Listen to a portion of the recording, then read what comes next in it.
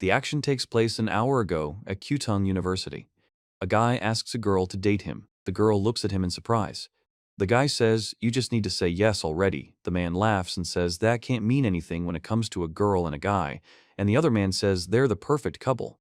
The man says he knows his interlocutor is a little confused, but asks him to look around and says that he stands in the middle of his heart, strewn with 1,000 roses. He asks the man how he likes it. The man says that this is not all, and there is something else, and the girl asks to wait. The man reports that this is a magic crystal that he persistently tried to get from the dungeon. He says that if he sells the ring, it will be worth at least 200,000, and he deliberately delayed to propose and give it to her. The girl asks him what he was in the dungeon for, and he explains that this place is not for mere mortals. The guy with the gold chain says that no one except him and the entire Kyutung University can enter the dungeon. A hooded man tells the girl to leave. The girl, surprised, asks why. The man says that the angle of the curb is curved, and this flower should be positioned this way, saying, "That's better." The guy asks who the guy is, and the man replies that he doesn't know, maybe he's new. The man says that the girl should understand his sincerity, so he will stop beating around the bush.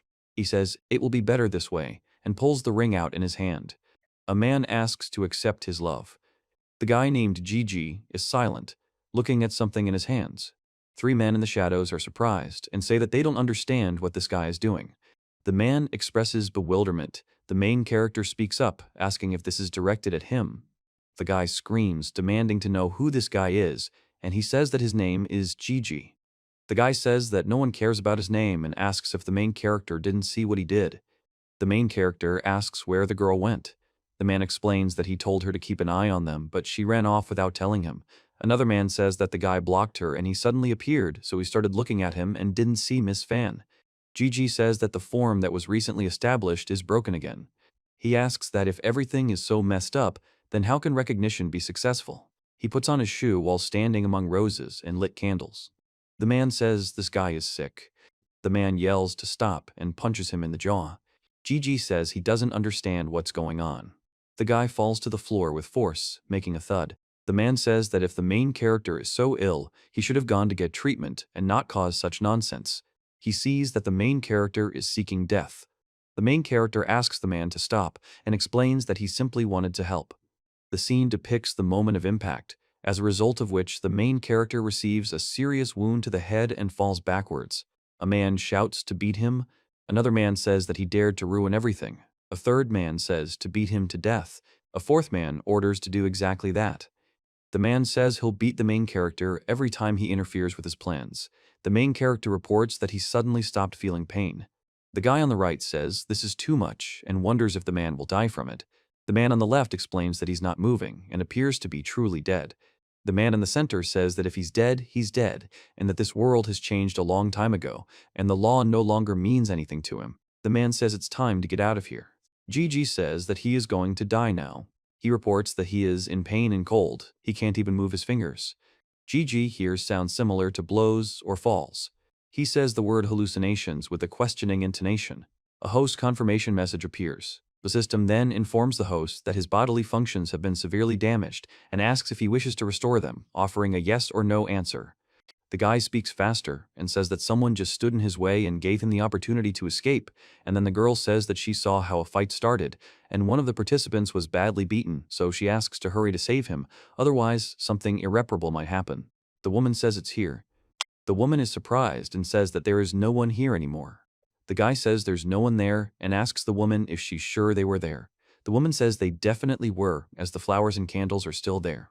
The man says that they have most likely already left. It is normal that they left flowers and candles, and there are no bloodstains. It could not have been that serious. The man tells ma'am that it's time for them to go back, and if there really was something here, they will find out about it tomorrow. She says that's good. The girl says there is one thing.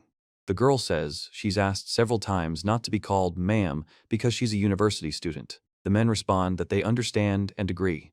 The girl says she told him not to call her that. The guy replies that he understands. Above the night sky with the moon and stars, a story is told about how there are many people in this world who cannot live a normal life. Gigi says that he's been seeing this for a long time and cannot get rid of it. He receives a message informing him that he has one new notification. The main character says that even if he hides under the bed, It appears right from under the sheets, and that he always sees it floating before his eyes. Then the main character exclaims why it's there. He says you can close all pop-up windows in your browser, but it doesn't work that way. He explains that even if you close your eyes, you can still see it, and it's still there. Gigi says he'll take a look and demands that they stop bothering him. The text on the screen informs him that the body is fully restored and the system setup is complete. You can view your status and skills. The screen shows the status with characteristics, intelligence, dexterity, perception, endurance, strength, and information. The screen displays information about skills, skill, healing, no weapon, no other, level 0, level progress 0%. It is reported that you can now close the interface. He says, to close. Gigi smirks. He says it's finally gone, and he already has a headache. Gigi says he wants to understand what it really is. He says that when he was being beaten, everything was so clear that it couldn't have been his imagination, and then he explains that he saw it then, and it turns out that he was saved. Gigi says he heard a sound. He says it's back. The screen says he has 3 new notifications and asks him to check them. Gigi says it's driving him crazy and he'll open the notifications, explaining that if he looks at them, he can close them. He says it's time to close. Gigi says that now his eyes hurt and he's going to go to bed. To hell with the shower. He says he doesn't understand what it is. Gigi says that it's probably his imagination, and if he sleeps, it will definitely pass, and laughs. He goes to bed thinking that everything will be fine in the morning. A digital indicator appears with the number 1 and the words, done. The protagonist lies in bed with his eyes closed, and the screen displays the time 00,000. It's already 1 o'clock in the morning. The screen announces the start of the first stage. Meanwhile, it's already 2 a.m. He yells for it to close already, and asks why it doesn't go away. He then says he'll check what's wrong. Gigi looks tiredly. The screen informs that it has 1 task for the newbie and asks to complete it, explaining that the task status is not completed. Gigi says that the newbie's task is to return to the previous interface. It is reported that it is currently on the verge of survival. The current level is 0, and the ability to withstand danger is close to 0, so it is recommended to quickly increase the level. Beginner's Quest, Master Combat Skills. Move, Beginner's Left Uppercut. Status, incomplete. Reaching 10% mastery in this move is required to advance to the next level. Improving your physical fitness will speed up quest completion, improving your perception will help speed up leveling, and completing the quest will grant rewards. Gigi says that the task is not completed and he cannot bear it. He says that since childhood he hated reminders of uncompleted tasks and unread messages are too annoying for him, which is why he doesn't have WeChat or QQ. Gigi reports that in the case of this thing, he does not know where it came from or how to remove it. He says he doesn't seem to have a choice. Gigi says that if he completes this task, everything will be fine. He says it's probably just a basic technique, but he doesn't understand why it's bothering him so much. He then reports that as soon as he stood up, he felt a strange power filling his fists. Gigi says that the force, angle, and position of the blow instantly formed in his mind, which seems incredible, but at the same time, he does not care about pumping. He says he won't let this "not done" keep popping up in his head. Gigi is focused on preparing for the blow, clenching his fist and sweating. I will never allow it. Morning. Gigi's house. Gigi laughs and asks how he did it. The screen tells him that his left uppercut skill has reached 10% and asks if he wants to continue, offering the options of yes or no. He says he will continue. The main character says he hates leaving things unfinished, and if he can't complete a task, he won't even start it, and if he's already started it, he'll see it through to the end. The action takes place in Chunzeng High School. Wei Wei Ya says that Tian got 0 points on his English exam again and asks why he doesn't want to study hard in English class. Tian says he wants to study math because she doesn't have time for English, and Wei Wei explains that he already scored 149 on his math exam and is top of the class. The students think they're arguing again. He says that this is not the maximum score, and it does not matter that he is the best in the class. He will only be satisfied when he achieves the maximum result. The girl says that if he continues in the same spirit, the English teacher will stop bothering him and suggests that he come to her after school so that she can help him improve his English. He says that until he gets a perfect grade in one subject, he won't be able to study others. The girl says, the delivery has arrived. The courier announces that the punching bag has been delivered and asks for a signature, and also offers installation services. He says he's not used to people entering his home, so he declines the installation service and takes the bag. Gigi says it's good. He says that now he will fresh the pair. Gigi punches a punching bag. 3 days later. The main character laughs, breathes heavily, and leans against the wall in a room with several damaged punching bags. The main character states that he is tired. The main character's arm is shown on the floor, covered in bruises and abrasions. He says it should be 100% already. Gigi says that this is not just a hologram, but a control interface that responds to his thoughts and gestures. It is reported that the requirements have been met and it is necessary to reach the 10th level of mastery in order to move on to the next level. Gigi says that we should have spoken about it earlier and asks if 300% is not enough. The girl tells the main character that he hasn't been to school for a few days and asks if he's okay. Gigi says he's coming. The girl says she came in. The girl says she thought the guy was coming out early. She asks why his face is so pale and he looks like all the life was sucked out of him. A girl makes a sound and a man falls on her. The girl says to Gigi. Gigi says that he is very hungry. The girl is silent. The girl thinks about McDonald's. The girl says that the main character is organized and even when he's hungry, he eats. The main character asks to wait a minute. On the tray are 2 wrapped sandwiches and a long portion of French fries with ketchup. Gigi says that the food is delicious, and at the same time quickly takes a chopstick. The girl says he is the same as always. There are 2 burgers wrapped in paper on a tray. Gigi says that he ate too much. He says he's grateful for the invitation to eat, otherwise he would have starved to death, and asks how he can repay. The girl says there's no need to think about it, since they're close enough not to worry. The main character says that he doesn't like to remain in debt, and the girl asks him to let her think about it. The girl says someone dropped it and asks if the car is broken. The girl expresses surprise. The girl suggests that if the main character can get something, she'll consider his debt repaid. The girl at the toy machine asks if he could give her at least 1 toy. The main character says the toy faucet, okay, he'll try to pull out a toy. The girl reports that something fell again. The girl says she can't believe this happened. The main character says he has a powerful aura and must be a master. The girl stands silently nearby. He looks forward sharply. He quickly presses the joystick. A grappling machine grabs a pink stuffed bunny. The girl says that it is incredible and that he did it the first time. The woman says that it did fall later, and what a pity. The girl says it's not a problem and suggests watching and learning. A message above the stage announces that 5 minutes have passed. A pink bunny falls down in a stuffed animal slot machine. The girl says he just puts them in a row and asks what's the point if you can't even pull them out. The main character asks which of the toys the girl likes, and she replies that she likes them all and suggests taking action. He says it's good. The image shows a soft toy being grabbed by the mechanical grip of a slot machine. The girl says that you need to go a little to the left, indicating the direction, and the main character is standing in front of a slot machine with toys. He says he won. The girl screams, "Ha!" and jumps to the side. He hits the stuffed animal, causing it to fly off to the side. The girl says there are so many. The girl is happy and says, "Hooray," explains that it's incredible, and the other girl looks at them with excitement. The girl says she will take this and give the rest to her interlocutor. The girl is happy with her toy and the main character says, "Let's go." The girl says that this toy is really hers to get and thanks her for it. A couple is walking around the city. The girl says she wants to attract attention. The girl says she heard that Wufan beat him and that's why he hasn't been going to school lately. He says it's nothing to worry about and there's no need to think about it.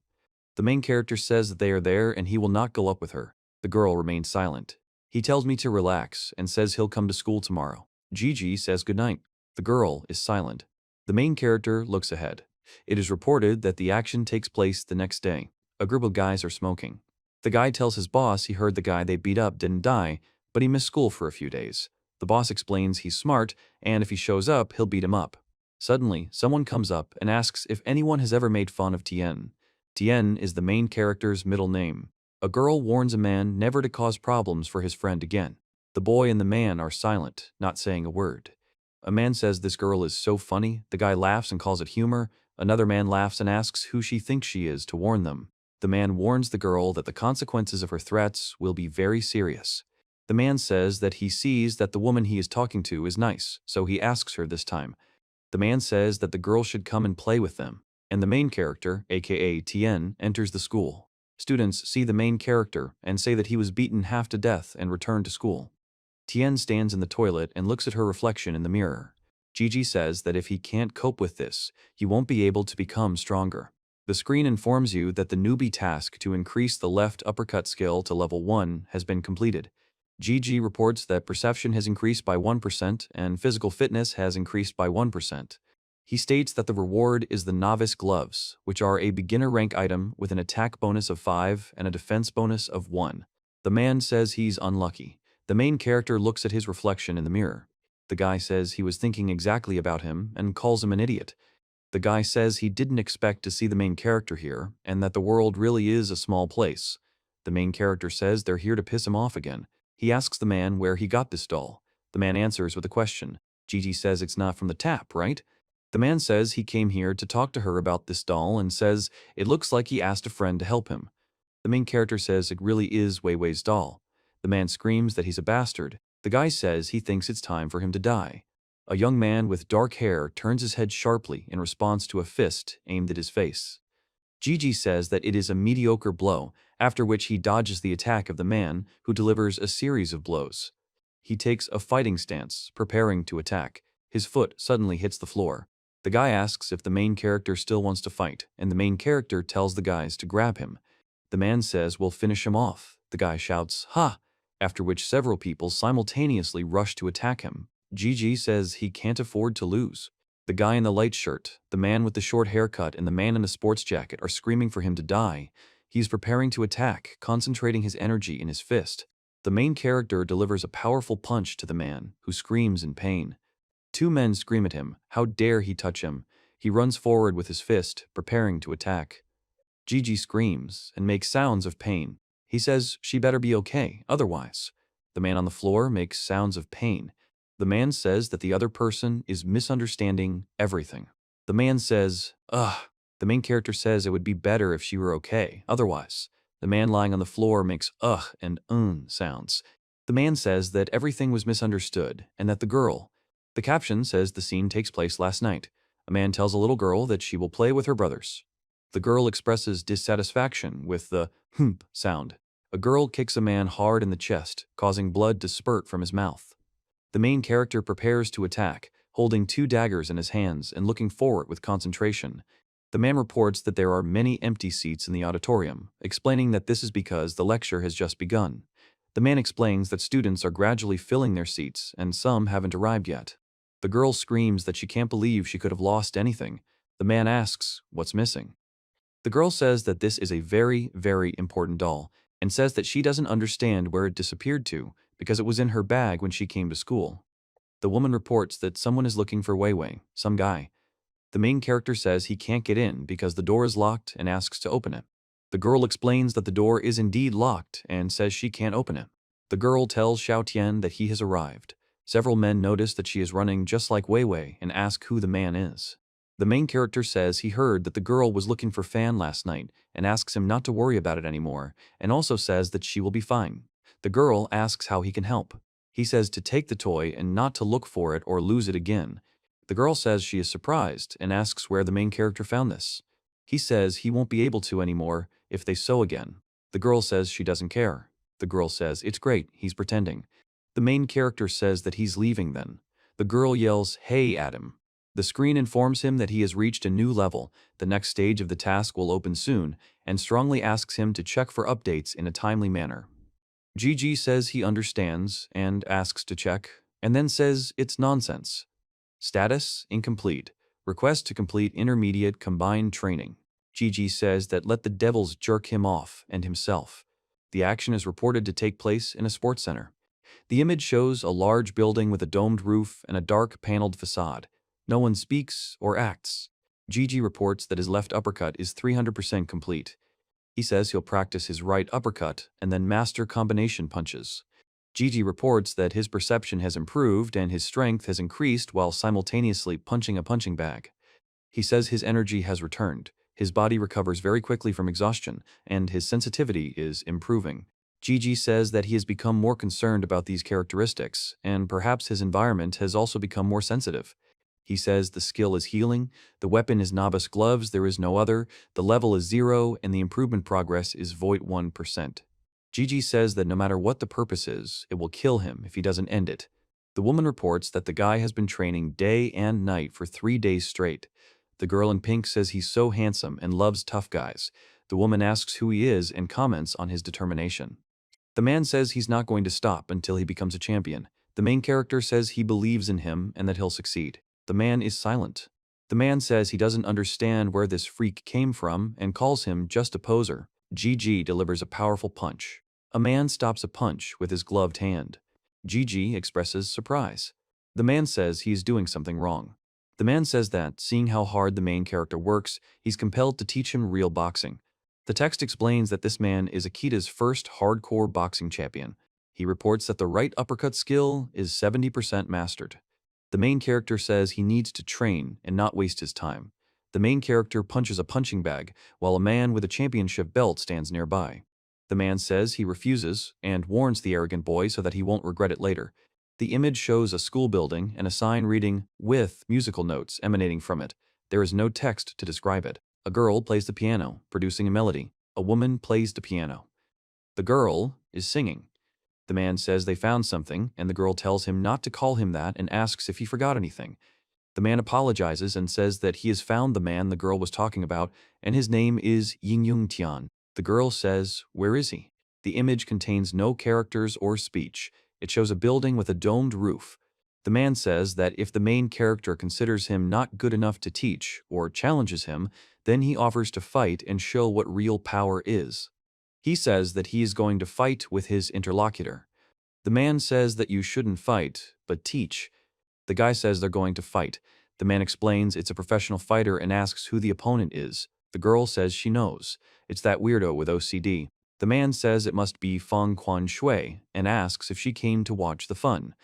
The girl says she's absolutely sure it was him. The main character stands silently nearby. The girl says he's digging his own hole by trying to get along with a professional. She explains that he once helped her, and although this man is kind and trustworthy, he's so straightforward and stubborn that he could easily get hurt.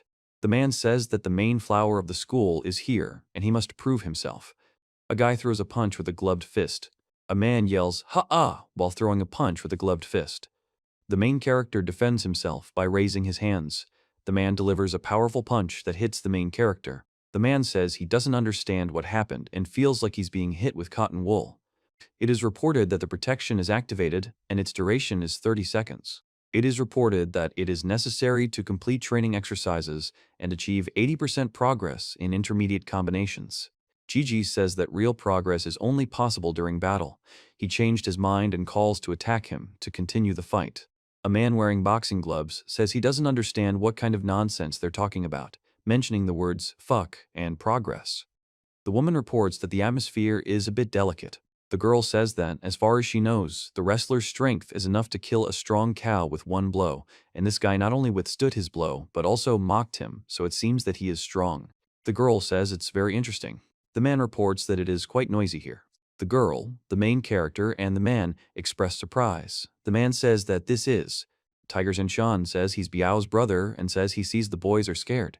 Then Tiger Zhenshan says he wants to too. The main character prepares to attack, holding two daggers and looking forward with concentration. The logo indicates that this is a story about a main character with obsessive-compulsive disorder. The image does not contain speech bubbles or text for retelling. A man asks Brother Biao to help him with something. Brother Biao asks if there is a reward for the help. The man says that it is about the main character's pride and asks for help in dealing with one guy, promising that the ring will be his. The man says that the ring with the magic crystal was difficult to obtain and asks where they got it, and then says that he shouldn't be considered a fool and thinks that he will fall for it. The man says that he bought it for 200,000 on the underground black market specifically to show his respect for the interlocutor, and reports that he heard from Shang Yu that it was stolen from the Fan family and knows about it. The man laughs and says that the main character is honest. The man says he'll fix everything. He says it hurts, but thanks his brother. The guy says the man in front is Biao's brother and his gang, and the one who hurt him is already dead. The girl explains that they're street thugs and asks why they came to school, and another girl asks to call security. The main character says that when something happens on the strong side, the man tells Brother Biao that if he wants to tell him something, he shouldn't embarrass others. The man says he's asking who's in front of him and orders him to disappear. The man says that whichever of them is Xiaoyong Tian must come out because someone paid 200,000 for his life. The man clasps his hands. The man screams, and the main character stands in the room opposite, watching him. He says he is looking for him. A woman asks if the main character's name is Xiaoyong Tian. He asks what they want from him and says he understood correctly that the other person isn't from their campus and has come to show off. The man explains that he doesn't want to cause trouble, but no one can resist the dungeon's magic crystal. The girl says it's the ring itself, but the man next to her remains silent. The protagonist explains that Wu Feng hired him. The man orders the target to be surrounded and prevented from escaping, and the guy with the bat confirms that he has understood the task. The man with the hockey stick says that if he can't win, he'll die, and if he wins, he'll take everything. The man with the hockey stick says he's not going to die. The man with the hockey stick explains that he's not going to die because he doesn't want to die. The man says that this is school territory and he will not allow other students to be dragged into this, and also says that he can fight with the interlocutor if he wants. GG says, shopping center. The man yells, shut up, and delivers a powerful kick to him, causing him to fall backwards. The man says, poof. The man says it's cruel and could kill someone. The man explains it's vile. The woman screams kaya. The main character says cough and says it's not a school fight, but a real street fight. He says that someone is always trying to get him into trouble and that perhaps there was some misunderstanding, and then suggests that they just sit down and talk. The man says he'll talk and laughs, asking if the main character is chickening out. Then the man says the main character should ask his baton if it wants to chat with him, and he clutches the baton in his hand. A man hits a guy hard with a bat. A man with a baton attacks the main character, who dodges the blow. The main character says he's a bit tough to handle. The man says he is quite flexible, then laughs loudly. The man says, let's see if the main character can dodge again. He reports that elongation is occurring. The girl asks Ben if he thinks he's gifted. Ben explains that there are changes in his powers, but he hasn't fully awakened his abilities. Several decades ago, the world suddenly changed and various monsters began to appear. GG reports that some people have begun to discover superpowers in themselves to overcome them. He reports that they were called gifted. The man reports that superpowers can only be awakened once and are divided into levels S, A, B, C, D, E, F, and furthermore, a gifted person who has reached the S rank is capable of becoming the supreme ruler of all humanity, surpassing all ruling classes. Husband. The main character explains that he was supposed to be a bearer of power, and a traveling sorcerer told him that as long as he grew stronger, he could transcend the limits of the gifted. The main character explains that it's a shame he was too skinny and ended up here. The man reports that even if this is the case, the power of awakening has granted him a strong physique and the ability to strengthen weapons. The man says it's time for the brat to die. The main character uses a technique called Twisted Dragon Arrow, directing a powerful energy strike at the enemy. The man says that he heard about Bao's power and can't even lift a finger. He didn't expect Xiao Yongtian to accept this challenge so decisively, and says that he is able to cope with what he can't withstand. A man screams that he needs to run because someone wants to kill the main character. He dodges a powerful energy blast aimed at him. GG is focused on preparing for battle, clenching his fists and surrounded by an energetic glow. He attacks the man with a spear, which releases a powerful energy blast. He throws the man back, and the spear crashes into the wall with force. The man says he doesn't understand what's happening and how this is possible. The main character says the name of a technique or move, accompanied by a vigorous punch. The man says someone has adopted his fighting style. The main character delivers a powerful blow to the man's chest. The man reacts to the blow with an expression of surprise. A man screams. Gigi says that you need to complete the intermediate combined workout at 100%. He strikes, breaking the metal barrier. A message appears on the screen to complete the intermediate combination training at 200%. The main character delivers a series of blows to the enemy, as a result of which the main character's perception increased by 1% and physical fitness improved by 2%. The man screams as he delivers a powerful blow and throws the man back. GG says to do the intermediate combination workout at 300%. He says, phew. The man says that a mere mortal cannot hurt him and asks if GG is one of them. The guy asks his brother if he's okay and suggests they beat the enemy to death together, but he says they can't afford to mess with someone who has real power. The man says he is from the Fan family. Gigi says he doesn't know what kind of family the Fans are and says he is Xiao Yongtian. The man says he lost and suggests leaving. The guy warns him to be careful. A man helps two other men walk, supporting them on either side, while a fourth man follows alongside. The man says he's strong. The main character touches the punching bag. The woman says he hides his strength and is quite an interesting person. He stands next to a punching bag. The woman tells Ben to keep an eye on him to see how many more secrets he has, and Ben says he'll listen. The guy says that things are finally in order, and the man suggests taking a break. The man says that he met a real gifted person, and the main character says that a person with such abilities studies at a regular university and asks if the leadership should not be united. The man asks to wait, the guy asks, and you too. The man says that the other person understands what this means. The man says the main character is from the Fong family. The man explains that he once dreamed of entering the Fong household, but was rejected because he wasn't fully awakened, and now wonders if they'd like to invite him today. The man reports that Biao has used his power in front of ordinary people and committed many vile acts, violating the rules of the Awakening Association, and explains that given that Biao has not yet fully awakened, this is a warning, and if he violates this again, he will lose his powers completely. The image contains no text or speech, only silhouettes of people walking along the street between buildings. The girl says she is greeting her classmate, Xiao. The girl says she wants to thank you for your help. Gigi says that he says he wants to know who she is. The girl says she has an unpleasant feeling, as if she saw something disgusting, and reports that it is a strange face. Feng Quanshui reports that today in a small park, thanks to the main character, she was able to escape. A woman tells him her neckline is asymmetrical, and he reacts with horror. Gigi says that he has to restrain himself and can't do it. The girl says that he is Xiao's classmate. Gigi says he can't stand it. He says, ugh, abruptly grabbing the girl by the shoulder. The girl reacts to his action with fear and confusion. The main character gets hit in the neck. The girl screams that he's a scoundrel and asks what he's doing. He reports that this is a call. The man screams that he will kill the bastard, and another man calms him down and says that the miss did not call him and asks him to wait. The main character tells him to stop, and the girl screams that he had no right to touch her, and if he hadn't helped then, she would have. He says to stop dressing like that. The girl says that what she wears is none of Gigi's business and that she didn't let him bother her because he made her angry. She then says that since he helped her once, she'll give him a chance to explain himself. A woman tells her not to appear in front of her like that, and a man shouts at her, "Hey!" The girl says that he made advances towards her and looked at her with disgust. No one had ever allowed themselves to treat her like that, and reports that she is furious. A woman screams Ben, two men in suits answer her yes, and one of them asks if she will order him to be killed, promising to deal with it instantly. The woman says there's no need to kill him and orders them to keep an eye on him. The main character confirms this. He sneezes, after which it is reported that perception has increased by 2% and physical fitness has improved by 1%, reaching a new level of skills. Gigi says that if he can't find a way, he'll have to give up everything. He explains that it will mean the end for him. He says that real combat has its advantages, and when he defeated those guys, his stats improved by as much as 300%. He explains that after that, he was tasked with improving his sidekick.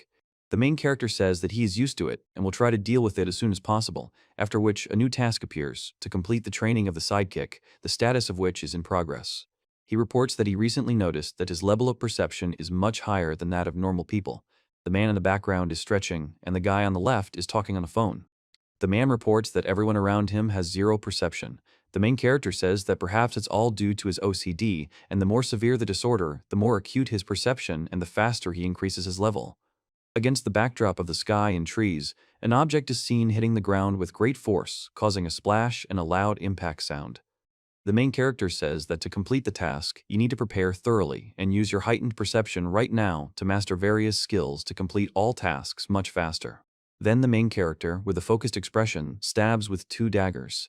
The image shows the logo with text in Chinese and English, and below it is the building against the evening sky. The timestamp reads, 5000. GG delivers a powerful kick. The time 0810 shows the outlet with the switch in the off position. The time 0810 shows the shiny floor under the bed. GG marks the completion of items on the list that indicate turning off the boiler and disconnecting the power supply 1, 2, and 3. The clock shows 08030. He says, phew, wiping his forehead and taking a deep breath. Gigi reports that his obsessive-compulsive disorder is getting worse. The older woman tells him that he is a Tien and is going to school, so he should make sure he locks the door before leaving. Gigi says he can't believe this is happening and says he's not going to give up. The elderly woman expresses confusion. He runs out of the hallway, dropping his backpack. The protagonist breathes heavily, leaning against the wall. The caption states that the action takes place in a school. Two men stand in the distance, looking in his direction. He says that after all this, coming out is just a blessing, and laughs. The guys say, "Good morning, boss." The main character expresses surprise. The man reports that the members of their boxing club have unanimously elected him as the new leader. The main character says that he hopes that he will always lead them in the world of battles to new heights. The man answers yes, and everyone together shouts forward. He says that he asks to teach them how to fight. Gigi says to leave him alone, and the man says, "Ah, boss." The girl says hello to Xiao. The girl says she doesn't understand what's going on, and the main character runs away. The girl asks who this Xiao Yongtian is and why he has such a large retinue, and the guy says that he is really the heir of the 4 families that the girl heard about. Gigi says that he can't afford to lose because it would mean the end for him. The man asks him if he is Xiao Yongtian. The man says that they are the envoys of the Fan family and represent the Awakening Association in this area of S City, and also today they received news that Gigi is the new awakened huntsman. The man says that they would like to invite him to the training squad and offers to join their heroes. The text block states that the Fan family has assembled an army of rangers to find and protect the dungeon's treasures. The protagonist says this is the Fan family's training squad and asks if it's a ranger. The man says that people are like heaven and earth. He explains that after the events of several decades ago, people lived in a false world created by the state, believing it to be calm and safe, just as he had thought before his awakening. The man says that if he joins the ranks of the Rangers, then the young man says that this is not just a map, but a map that can change everything. The man says it's a gift from me. The main character says he didn't expect that. He says that it is. He reports that the perfect gradient and size sorting are incredible and explains that he has never experienced such feelings before. The main character says he doesn't use throwing knives, and the man offers to return them. The man asks if this can be considered consent. He says he will think about it. The main character runs, carrying 2 boxes. He then steps on a surface, creating an effect similar to something appearing or activating. He steps on a glowing surface. Gigi says there's something wrong with this guy. The man strikes at him. The man announces that the test is beginning. The main character reports that the artificial barrier cannot be overcome due to the lack of B-rank power. He says that the internal defense has been activated and this poison is real, and also reports that that guy means the same thing. A powerful explosion occurs with rising dust and a shockwave. The main character says that the monster in front of him is also real, and if you don't take it seriously, it will swallow you up in an instant. He says there are only 5 minutes left.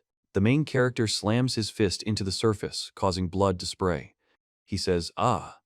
The main character says that he now has scales and reports that a fist trained to 300% is nothing against this snake. He says that this creature has good defensive armor and cheating, and also reports that he doesn't even have a weapon. The main character expresses surprise upon noticing a box of daggers on the floor. He stabs the dagger down onto the stone surface. Gigi reports that he is somewhere around F rank, or even less. The man says that the untalented don't know what they're doing and explains that this guy attracted the attention of the one who ordered him to be recruited, however. Gigi says that at first he was scared, but now he wants to fight this giant, and if he continues to use his perception, he will be able to find out its weaknesses. He says that if he hits here again, he will hit the bullseye. The image contains no text or speech. It shows a giant tail rising upward, destroying the earth around it. The man emits a glowing blue symbol that begins to fade away. The main character reports that he's disappearing. The man explains that this disappearance is the result of a special technique. He says that he is so strong. Gigi says that this can't be true and says that he can't believe what he saw. He takes a knife with a purple handle from the gun box. The protagonist takes several colorful objects from the box. The protagonist explains that the bosom of their family is the birthplace of power and the cradle of gifted individuals, that with great power comes great responsibility, and the members of the Fong family face such monsters every day. He reports that that chopping blow was. The main character tells the coach he wants to play, crossing out the word basketball. The coach asks what happened. The main character says he came to his senses in time. The girl notices someone and says that, here he is. The girl says that isn't it, Feng Dong, and asks why Xiao Tian is next to him. The man tells him to remember that tomorrow. The main character says he understands. He asks Wei Wei what she's doing here. Wei Wei says she was looking for him and asks if the Feng family was bothering him and if he's okay. He replies that he's fine. The girl says the guy fell and the man helped him. The man explains that he simply fell and the man helped him. A few minutes later, Gigi asks if anything beats that fast. He says, and the girl says that he got some internal injuries from running so fast. The main character says someone is too close. The girl asks what's going on. He says he can't stand it when people invade his personal space and asks to move at least a meter away. A man says the mere thought of another person breathing on him drives him crazy. Gigi says that Wei Wei is not like other people. She is absolutely pure, although the girl with cat ears says that she is not afraid and will protect Xiao Tian. He looks at her silently, holding a suitcase in his hand. The main character says that he can handle it himself and asks not to create problems, and also explains that the girl does not need to constantly think about how to help others. The woman says that last time she went to look for Wu Feng, warning him how dangerous it was, and fortunately they didn't touch her and let her go, and he asks, what if she had been beaten? The girl stands silently, touching her head with her hand, and the main character speaks, pointing his finger up. A man reports that something is happening in the city. He says he doesn't know what exactly. The girl explains that she doesn't understand the situation either. Gigi says that he wants to know how the interlocutor knows about the Fan family. The Fan family is reportedly one of the 4 major clans. While in City C, they became the dungeon resource supplier for the Ministry of Defense in City X. They are a force to be reckoned with, controlling 10% of City X's resources. The man says he is greeting Madam. The girl says that she has come here to take back what is rightfully hers and warns that she will not tolerate any obstacles. The woman says she greets the lady. The man with glasses announces that the woman has returned and says that she looks graceful today, even more beautiful than a goddess. The woman says, "Fan done?" The man replies, "Yes." The girl asks if Gigi met him and what he said. The man says there's no point in talking about it while they're here, since he agreed to join them, but his power is rather useless and not worth their attention. He says that if they want to see something truly worthwhile, he'll introduce several newcomers who are quite good. The girl remains silent. The man says there's no need to worry, as he trusts the girl's taste. The girl says yes, yes, yes. The woman says that one must remember not to let newcomers be lazy, and that they must be thoroughly prepared. The woman says yes, and then says that with the arrival of Yin Yongtian, things will get a lot more interesting here. Gigi says that it was as if a chill ran down his spine. The man tells everyone to listen to him, explaining that the mistress treats everyone equally and is interested in each of them, so they must work hard. The girl walks past silently. The man tells her to pay attention to her footsteps and asks if she's had enough porridge. The girl walks away. The woman says that compared to the so-called huntsman, her behavior is much better and asks to look at her gait. The man says he doesn't understand anything and doesn't even want to ask, and the other man says there's no need to flatter her like that. The man reports that their mistress is the embodiment of wisdom and beauty. A woman slips and falls. A man in a suit grabs the woman's arm and says, "Madam." The girl is silent. The guard explains that the lady is afraid of being too perfect and has deliberately retreated so that the gap between her and the people would be less acutely felt, and a man in red explains that this is called wisdom, to which the 2 men in red respond affirmatively. The girl stands silently nearby. The head of the Fong family announces that the head of the Fong family is Fong Dak-young. The woman says that dad has returned from Jiangyangi. The man listens. The man says that if he hadn't returned, who would have managed all the affairs? The girl says that she still has to study, otherwise she won't get a degree. The man says he's done everything for the girl and doesn't understand why she, despite being wealthy, wants to go to a regular school. The girl explains that she's just an ordinary girl. The girl says he's not a gamekeeper. The man explains that they need to relax, as the main character will soon be responsible for the family business, and managers shouldn't worry about force, as they can earn people's trust through intelligence and care.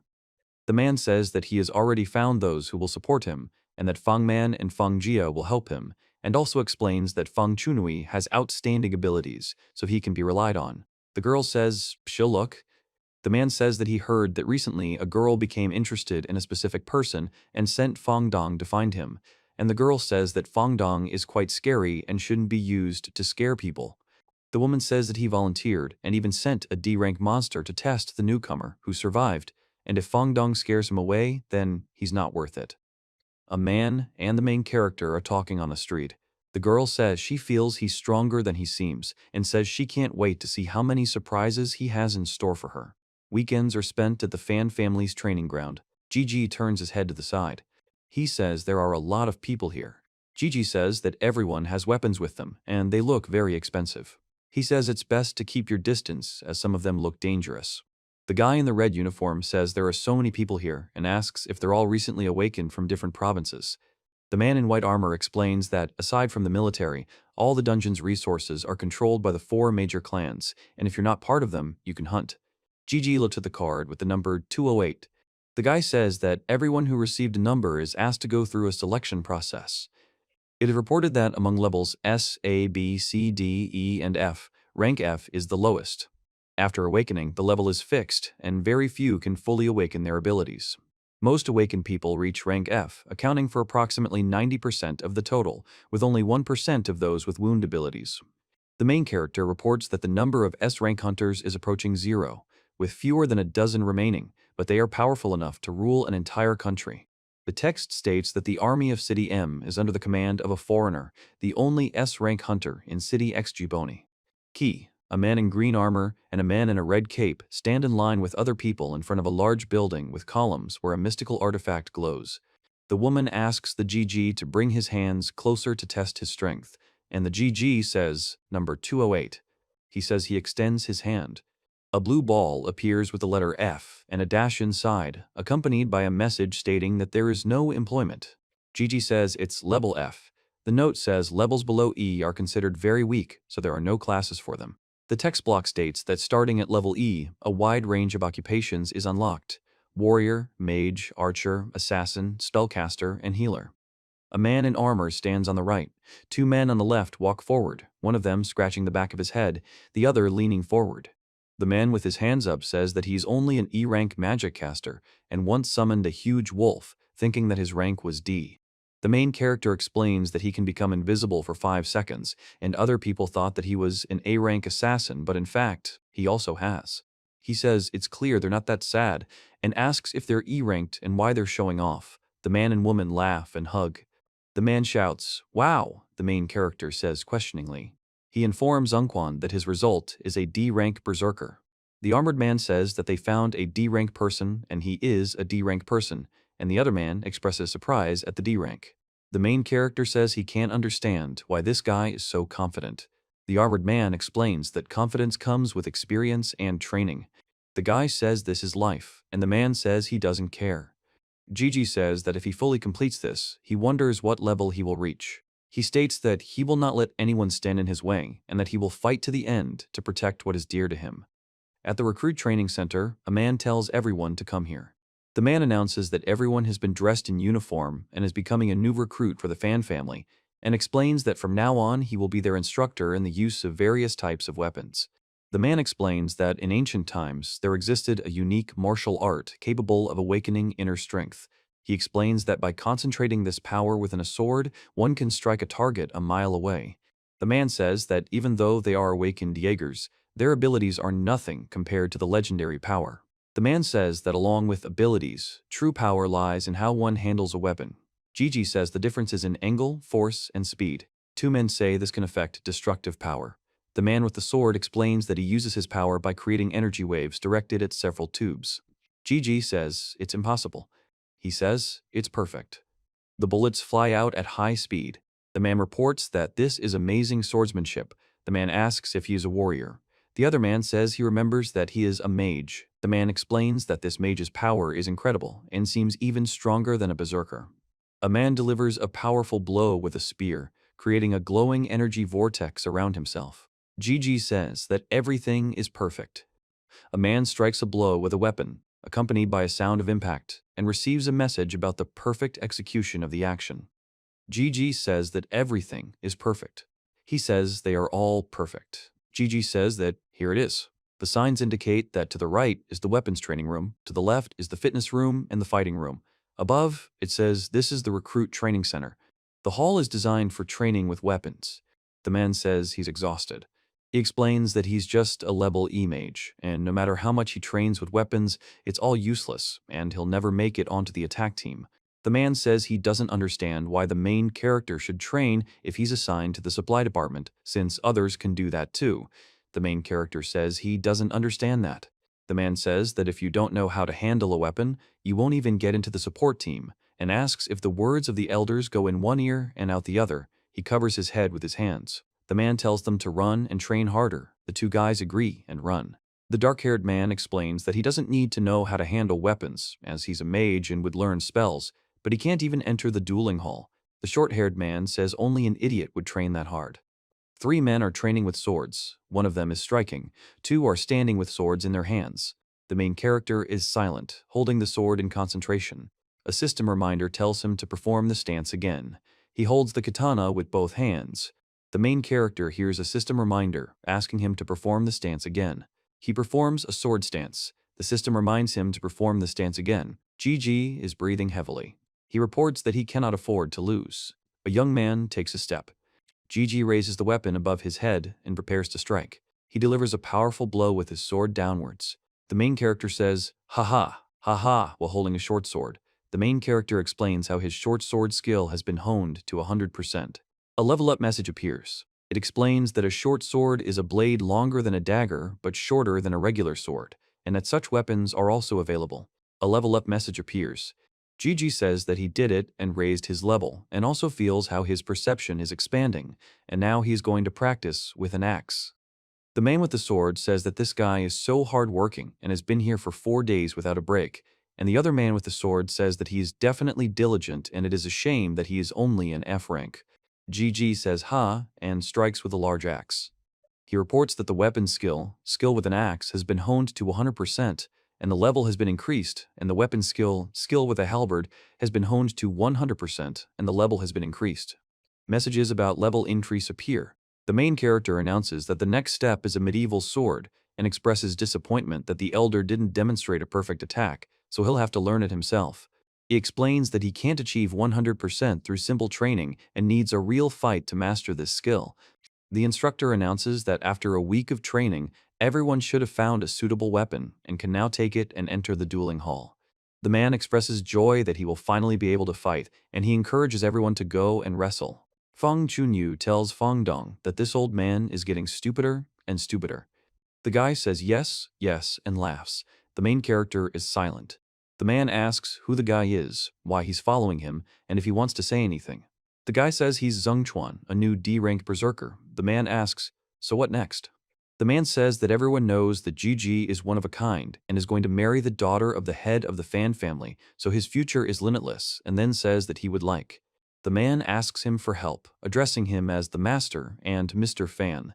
The man says that the guy is smart, and says that since he has a D level, he will order a word for him in the state, and no later than in a month, the guy will join his team, and he does not need to waste his time here. The man says that the interlocutor is so amazing and like a new dad. The protagonist raises the medieval sword and strikes. A message appears stating that the weapon skill, the ability to handle the medieval sword, has been honed to 100%, and the protagonist's level has increased. He says he's finally finished. The main character says that inner strength is the same as what the elder spoke of earlier, and that it is powerful.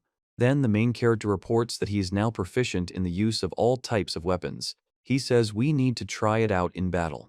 GG says that this is the portal to the combat zone, and it looks very impressive. The man says he can't come in, and he asks why he can't. The man states that the portal to the battle zone is only for those who have achieved level D and above, and explains that the main character's rank is too low, so he cannot allow him to pass. The guy says the portal is open to everyone 24/7, but they still can't use it. The man explains that low-ranking soldiers also have abilities. He remains silent. The guy explains that this is unfair. The man explains that rules are rules, and preference is given to those who are more talented. This happens everywhere, and if they want to complain, they should seek a manager. The main character says that at the bottom of the food chain, it's survival of the fittest. He explains that high-ranking rangers can access the best levels of the dungeon and obtain more valuable resources. The main character reports that in each group or guild, 90% of the loot goes to the top-ranking members. He says that the weak can only act as support, covering the back, or while they are crushed like ants during guild wars. The man says that the Fan family is not a refuge, and they must ensure a strong advantage, and if they want to find someone to blame, they should blame their mother for giving birth to such weaklings. The main character says he can only accept that he's a loser. The man is silent. The man says, let's go. He says that people with low levels can only accept that they are losers. GG goes forward. He says that a person's true strength may not be determined by their F rank. The man explains that many newcomers will believe they are at a higher level before a real battle until they enter the fray and are terrified, and warns that only death will seek them out there. The caption states that the game takes place in an underground city with a simulated D-rank difficulty. A man says they need people. The image shows a gloved hand reaching forward. The man says, and the main character says that they urgently need tanks and asks who they are, offering to quickly go with him. The man asks if he encountered any difficulties while being part of Zhengchuan's squad. He says that one could say so, and that's why they need immediate help, and Brother Zeng promised a reward when it's all over. The main character says it's just wonderful, and he'll go. The man says it's great and asks if anyone else will go, the more the merrier. Then two people say they will go. In the cemetery, two hands with rings and bracelets appear from the ground. The image states that the game takes place in an underground city where an otherworldly demon resides, and the difficulty is described as a simulated D rank.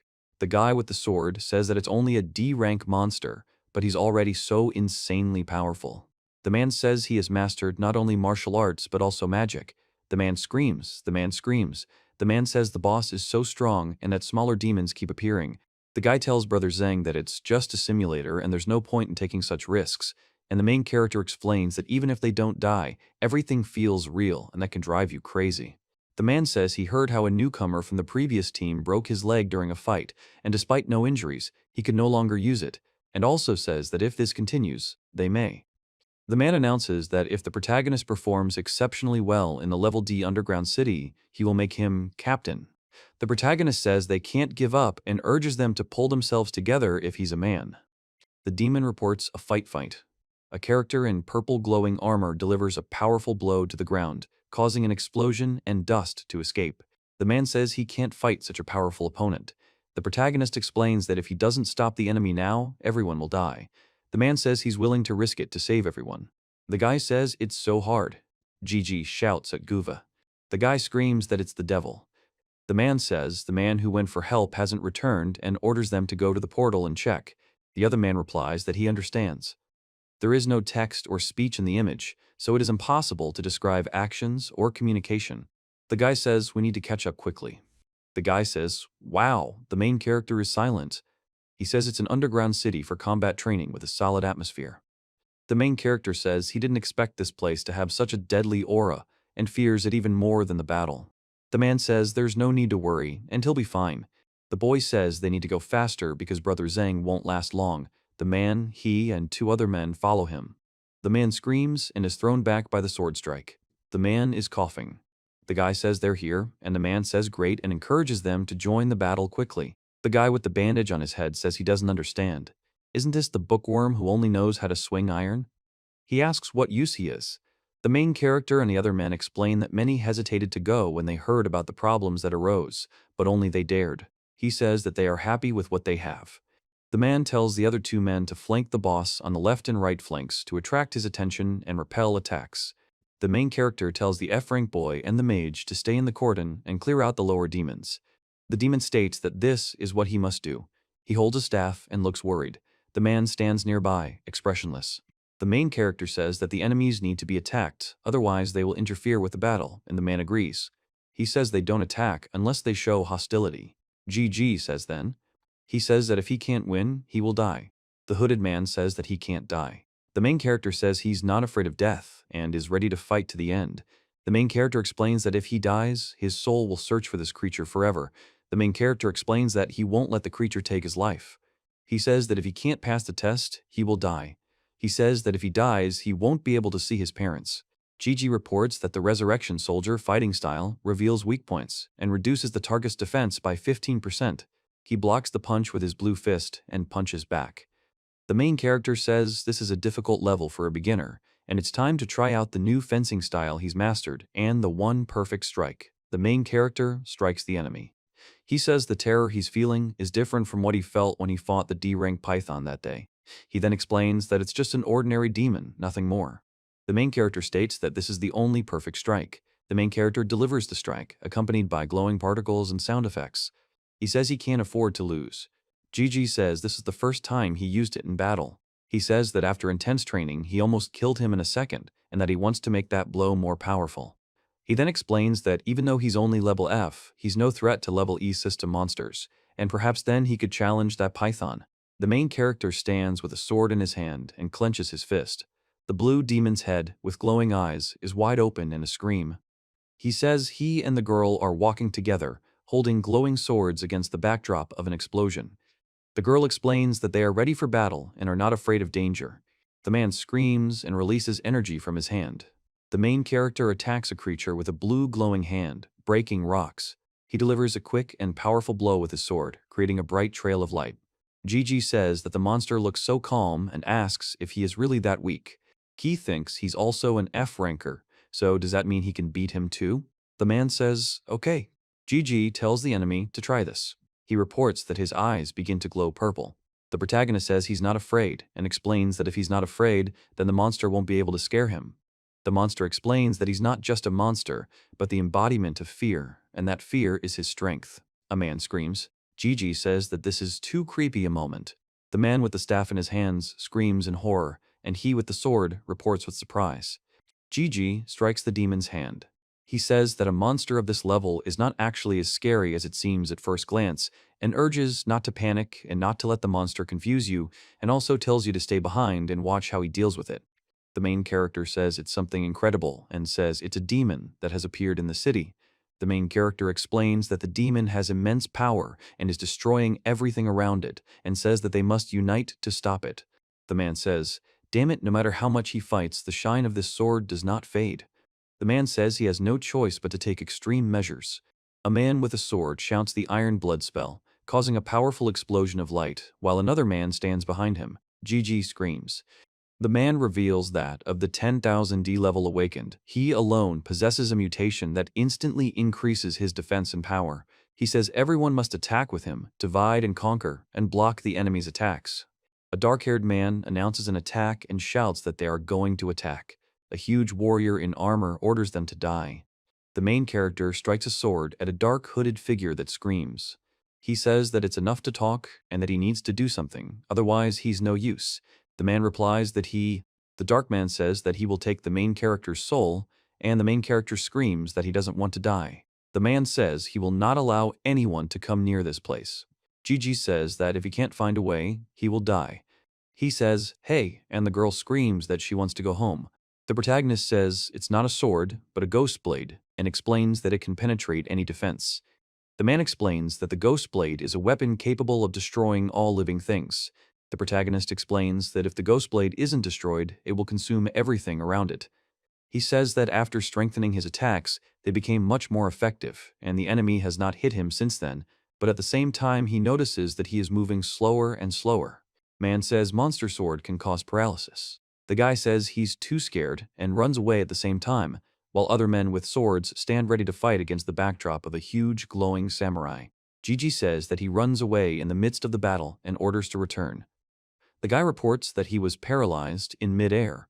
The man stares forward intently, energy radiating from his eyes. He then delivers a powerful sword strike, creating a vortex of pink energy. The guy reports that he can't move.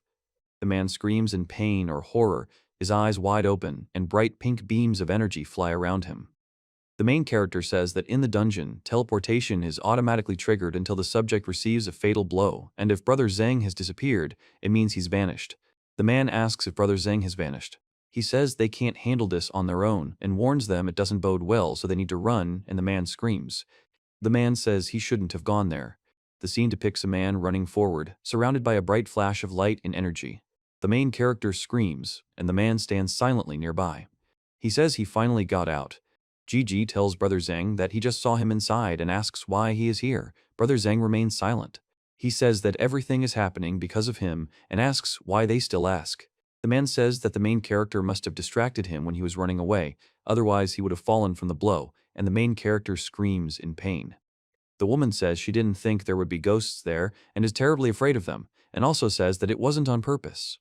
The man says there's no point now, since they failed the mission, and one of the people standing accuses the one sitting of being to blame. The main character explains that it's definitely his fault and can't believe he could have lost, considering it impossible. The man says to beat him up and not leave him a single living place, and also accuses the pathetic F-rank private of daring to disrupt his mission. The main character prepares to attack, pointing his sword at a dark figure surrounded by purple flashes. He reports that he has finally cleared out the lower-level demons. He says, The guy asks if the boss is still here and where the others are. The man reports that he wasn't finished off. The main character says that since the fight has begun, it needs to be finished, as leaving things as they are is inconvenient. He says that he simply has to destroy it. The GG reports that the D-rank Undead Army General has a combat style that includes reducing the target's defense by 20%, the offensive skill, Death Spirits, and a sword strike that causes paralysis and reduces speed by 10%. He announces that he can actually see the boss's skill set, and that this system isn't so useless. He then shouts and leaps at the enemy with his sword raised. GG strikes the giant warrior's fist. He says his defense is high, but his attacks are weak, and if he's careful enough and doesn't let his opponent paralyze him, he can win. The armored man holds his sword intently, emitting a pink glow. GG says this is a great opportunity to fully master this ability. The system reports that the boxing glove's protection has been automatically activated with a 30-second cooldown. It reflects a sword blow from an armored opponent with a sword surrounded by a pink glow. A man screams that he is in pain, and a man calls for someone. The dark-haired guy tells the other guy to hold on tight and not let go. He'll beat him until he calms down. The man with the bandage on his head explains that if he hadn't been distracted by the guy, he wouldn't have lost. The woman says that if this continues, he'll be beaten to death. The main character tells him he's had the misfortune of angering a level D awakened and warns that anyone who says anything without thinking will also suffer. The man notices that it looks like someone is still alive, the woman. It is reported that despite the presence of people with abilities among the crowd, no one dared to stop Zhang Chuan, since in the awakened world, the strong are respected. He says that they will immediately stop this disgrace. The guy with the bandage says, The man with bruises and blood from his mouth is silent, and the three people below express surprise. Gigi says that, as a leader, you can't blame others if your boss humiliates you. He says that if you want to blame someone, then blame yourself for your weakness, and calls you a loser. The main character says he should blame himself for being such a weak loser. A man stands nearby and listens, and several guys from behind watch what's happening. The guy reports that an F-rank private said this to a D-rank awakened and asks if he's gone crazy from all the training. The girl says he called Xingquan a weakling and wants to die. The man says he doesn't understand what's going on. Gigi falls to the floor, expressing surprise. The guy with the bandage on his head demands to repeat who he is, and he says that he is too weak. Gigi reports that he cannot allow the enemy to get close to him. He slashes his sword at a large armored opponent, causing sparks to fly from the impact. A message is displayed stating that the remaining protective power of the gloves is 0.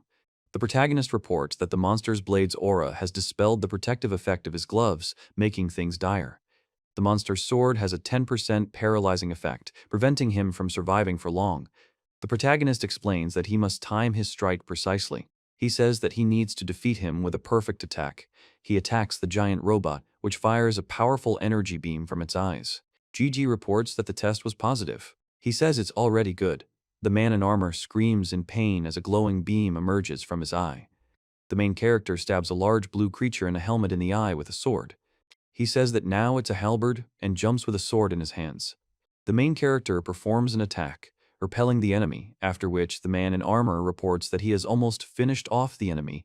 He strikes with his sword, repelling the attack of a man with an axe. The main character, with a determined expression, delivers a powerful blow with his sword, which pierces the face of a giant blue head with horns, causing a bright glow and sparks. The disappearance sign appears. He says he did it. Gigi says, He strikes his sword at his opponent, causing a powerful explosion of energy. The character emits bright blue energy and screams. Gigi says, "What the hell is this?" He screams and reports that he is going numb. Gigi says that the inner power has conditions for activation. It is reported that in order to activate the inner power, the user must be on the brink of death. The main character screams, then continues screaming louder. The system reports that the main character is on the verge of death and the conditions for activating the inner power have been met. The main character laughs. It reacts to the detection of a mortal threat. The system reports that full protection has been activated, and the user can now use it for self-defense and attack, with attack power increased by 20%, defensive power increased by 25%, and the ability to use willpower to inflict greater damage with mastered weapons. The main character is in a curled-up position, holding a sword, with an aura glowing around him. He reports that the internal power has been activated, and the negative effect has been removed. Gigi says he can't afford to die here. He runs with a sword in his hand along a dark road between the graves. A glowing blue crystal falls on the ground. Gigi reports that the Tear of Death has been received. He says that it is. A reward message appears for defeating the Phantom General. The man explains that this is a Tear of Death, a fencing art from beyond the grave, a skill that can be acquired by breaking the item. He explains that the item's level is capped at level 3, and its status is ready for use. The main character says that this is the art of fencing from the afterlife and asks if this is the boss's technique. He clenches his fist, from which glowing fragments emanate. GG makes a sound of surprise as glowing energy begins to emanate from his hand and surround his head. He says that he cannot allow himself to die because he must protect those dear to him and that he will fight to the end even if it costs him his life. GG says that this is it. He says the skill window should open. The main character explains that combat skills include an uppercut and a basic combo strike. He explains that weapon skills include a short sword, a medieval sword, a halberd, and a basic axe. The main character also mentions a special skill, the art of afterlife fencing. He reports that the beginner's fencing style is 10% mastered. Gigi says he thought he was completely done with it, but he only got 10% of the way there and asks if he's being bullied. He says that if an opponent can't deal with a boss that was defeated by someone weaker than him, then he's weak. The guy screams that he's a bastard. The guy punches, and the main character parries and kicks back. The guy says he'll kill the main character and punches again. The man delivers a quick punch to the guy delivers a powerful punch forward. Gigi says that he intercepts the opponent's attack. The man says it hurts and says he doesn't understand how he does it and why this F-rank private is so strong. The main character punches him. The man says the main character wants to hit him and warns him not to be so presumptuous. The main character orders him to stop. The girl says she can't take it anymore. The main character speaks questioningly. The woman with the security guards reports that no one gave them permission to fight in the training room. A man reports that all systems are functioning normally and that we can begin. Another man explains that in the event of an emergency, the red emergency shutdown button should be pressed immediately. The guy says he didn't expect to see anyone here and asks who it is. The guy shouts, "Boy," the main character asks what it is. The guy explains that it's nothing serious, just a mosquito bite. The man looks at him in surprise.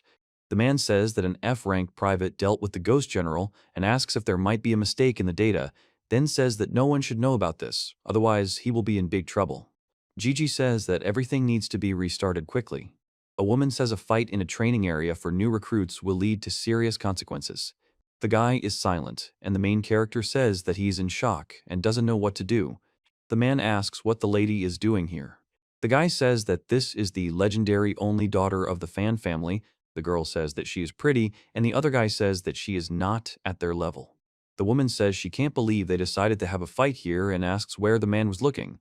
The man starts to answer that the girl is silent. Two men are standing, and the main character is lying on the floor, coughing. The girl says that the guy looks terribly beaten and asks what happened.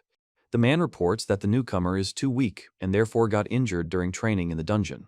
The woman tells Ben to go and examine him. Ben replies that he understands. The woman asks if there are any healers among them and asks them to help him. The man replies that the woman ponders how he managed to get injured in the simulator, while the man remains silent. The woman tells her that the recruit trainer is lying to her face, and if she can't do anything about it, she doesn't deserve to be a daughter of the Fang family. The guy says thank you, but the main character says shut up. The time switches 3 minutes later. A man in glasses tells a girl that he will tell her what happened. A man in a suit stands nearby.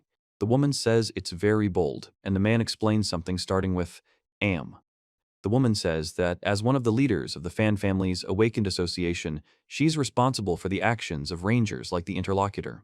The main character says he's shocked that people can behave like this, that they haven't made any progress and bully the weak, they should be ashamed. The man listens. The man states that they are going into the dungeon together and must rely on teamwork and cooperation, and then accuses them of simply standing there and doing nothing while their teammate was being beaten. The girl says that if he does this, he won't be able to trust them with his back in future battles. The woman informs Xingquan that he was the instigator of the bullying, which is against the beliefs of the Fong family, and therefore he is expelled from the training group. The man says he is being kicked out. The man says that Gigi is one of the best students among all the newcomers, and if he is expelled, it will be a great loss for them.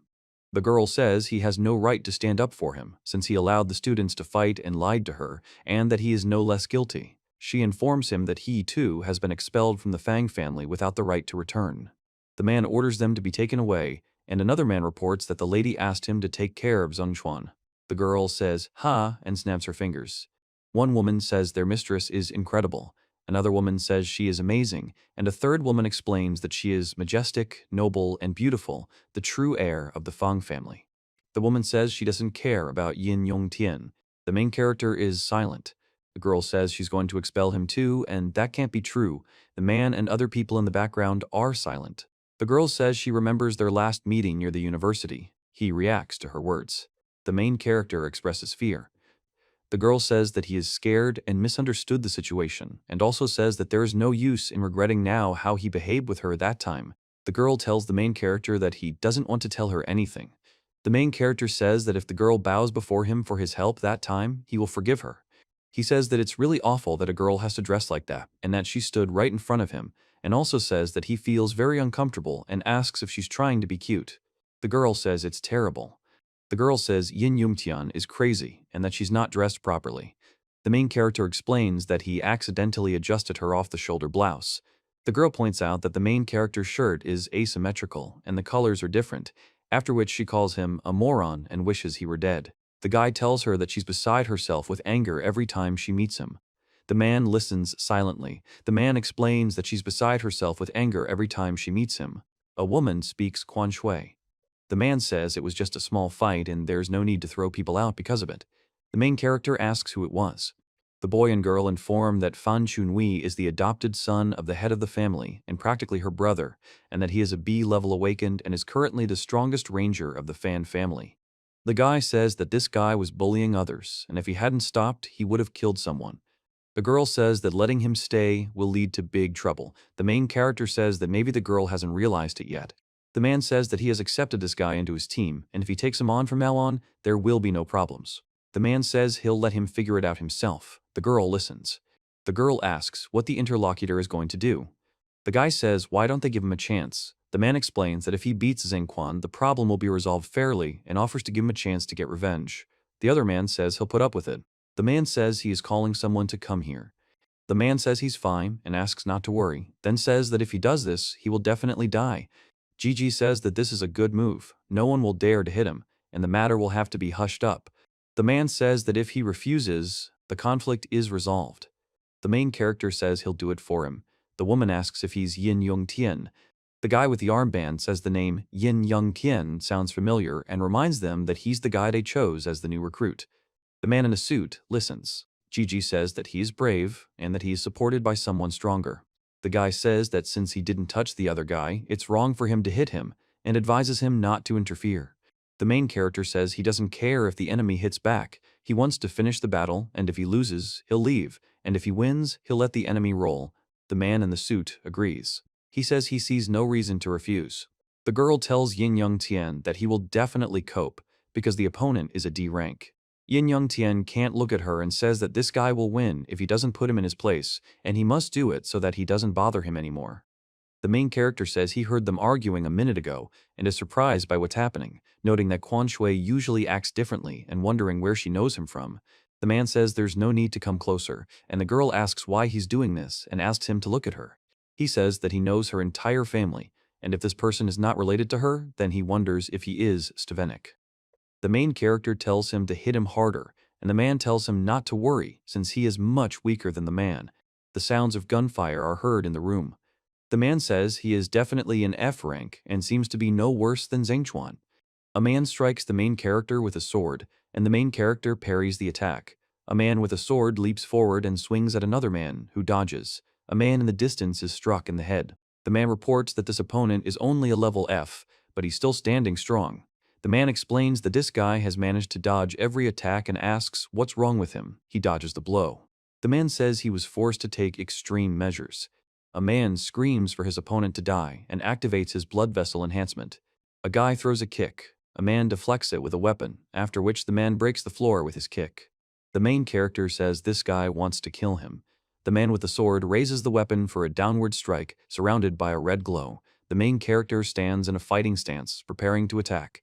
He says he'll try out his new ability on him then. A description of the afterlife swordsmanship ability appears, indicating that it has potential for improvement. Level 1 grants plus 10% to swordsmanship. Level 3 grants a chance to inflict a paralyzing effect. The main character delivers a powerful blow, throwing the woman back with blood. A man screams as cards fly around him. Gigi says he can't understand how he was able to break his sword. He says that if he can't win, he will die. The man says that he doesn't intend to kill him, but only wants to test his strength. The boy reports that Yin Yongtian has indeed won. The man explains that an F-rank private defeated a D-rank berserker. The girl tells her brother that Yin Young Tian is much stronger than he thought. The main character says it's strange. He used the sword as a conduit for energy, thereby increasing his strength, and it's definitely an afterlife swordsmanship that he could only obtain by destroying the Ghost General. The main character says he doesn't understand how he managed to defeat him if he's incapable of it. The woman says she couldn't imagine Zheng Quan being so pathetic, excluding him from the search party. The man laughs and says he was mistaken. He exclaims, "What's going on?" The man says he thinks Yin Yongtian's test results were inconclusive, and says they'll run the test again to prevent similar misunderstandings from happening again. The protagonist asks if there will be another test. He says he doesn't care about his level because he doesn't prove anything anyway. The girl informs him that he is simply asking to take the test again, as the result could have been wrong, and explains that by obtaining a higher rank, one will be able to enter higher levels of the dungeon, join the ranks of the reconnaissance group, and much more, asking if he thinks this is a good idea. The man says that if the main character's strength is really that great, he will immediately enroll him in a sabotage squad, but the main character remains silent. The door says this is a testing room. A man in a white coat explains to the girl and man that the object on the platform is an experimental sample and says testing will begin in a few minutes. Gigi says that it's great and asks to come here. He asks what the result is. The girl says to wait a second, the data is being processed. The man remains silent. The main character reports that he is indeed an ordinary F-rank soldier, and his stats are unremarkable. The girl says the device may be faulty. The woman asks him to calm down and explains that they use the best technology, eliminating the possibility of an incorrect result. This young man definitely has an F level. The man says that a level F couldn't defeat the Ghost General. The main character states that he is unable to master the afterlife art of fencing, as the source of his power is the system, and the device is unable to evaluate it. The main character explains that unless someone intentionally altered the boss's parameters to help him gain this ability, he says that Quan Shui, is he really the source of all the problems? A man asks Yin Yongtian if he would like to join the reconnaissance team and go underground next week. Gigi says he was there today. He tells him that today he visited a beginner simulator, which is needed to gain experience before entering a real dungeon, and says that he wants him to go to a real dungeon, since he knows that he is strong enough for it. The girl says he's just an F-ranker, and it's too dangerous to go there. They can't just go there. The man reassures her that it will be a regular E-rank dungeon. The girl explains that even though he's an F-ranker, he was able to defeat Zheng Chuan, a D-rank berserker. The man says he wants to know what the other person thinks and whether he will go. The main character says, then says that in real combat he makes progress faster, and in the dungeon he can significantly improve his skills, which will help get rid of this system, after which the main character says that he's in business. The man says that it is excellent, and welcomes him to the Fan Family's sabotage squad. Gigi says he can't afford to make a mistake. Gigi puts on a glove. He says he'll see me next Friday. Gigi says that when they get there, they might encounter some difficulties that he won't be able to help with. Various monsters appear in the dungeon, which is connected to another world from which monsters constantly emerge. He reports that awakened rangers have discovered the ability to kill monsters to obtain monster crystals. The main character reports that new dungeons grant immense power and are highly prized. He explains that over the past few decades, new dungeons have been appearing all over the world. The main character explains that when this happened, hell broke loose. He reports that new dungeons would appear from time to time, and he reports that in order to gain control over a decent number of dungeons, the 4 main families have assembled special reconnaissance groups consisting of carefully selected people. A week passes. In front of the portal to the Feng family's E-level dungeon, a man asks C if the newcomer has arrived yet, to which C says that if the newcomer is late, they will simply leave him here and go. The woman informs him that he's been received by one of the Feng family's managers, so he'll have to wait. The text above informs him of the 18th Sabotage Squad. The guy says, "What zeal?" and the main character asks, "Is he so impatient?" The woman and the man in armor say they are not complaining, and he explains there is no need to worry, he does not swear. The guy says that, whatever the case, he brought this guy with him. The man explains that Yin Yongtian is an F-rank private and asks him to take care of him and ensure that no incidents happen to him. 4 characters say that's exactly it, sir.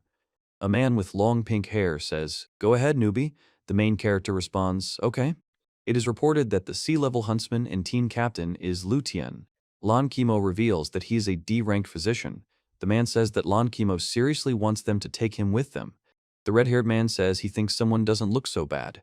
The blonde man says he doesn't want to get involved at all. He also asks why the hell someone would be messing with them.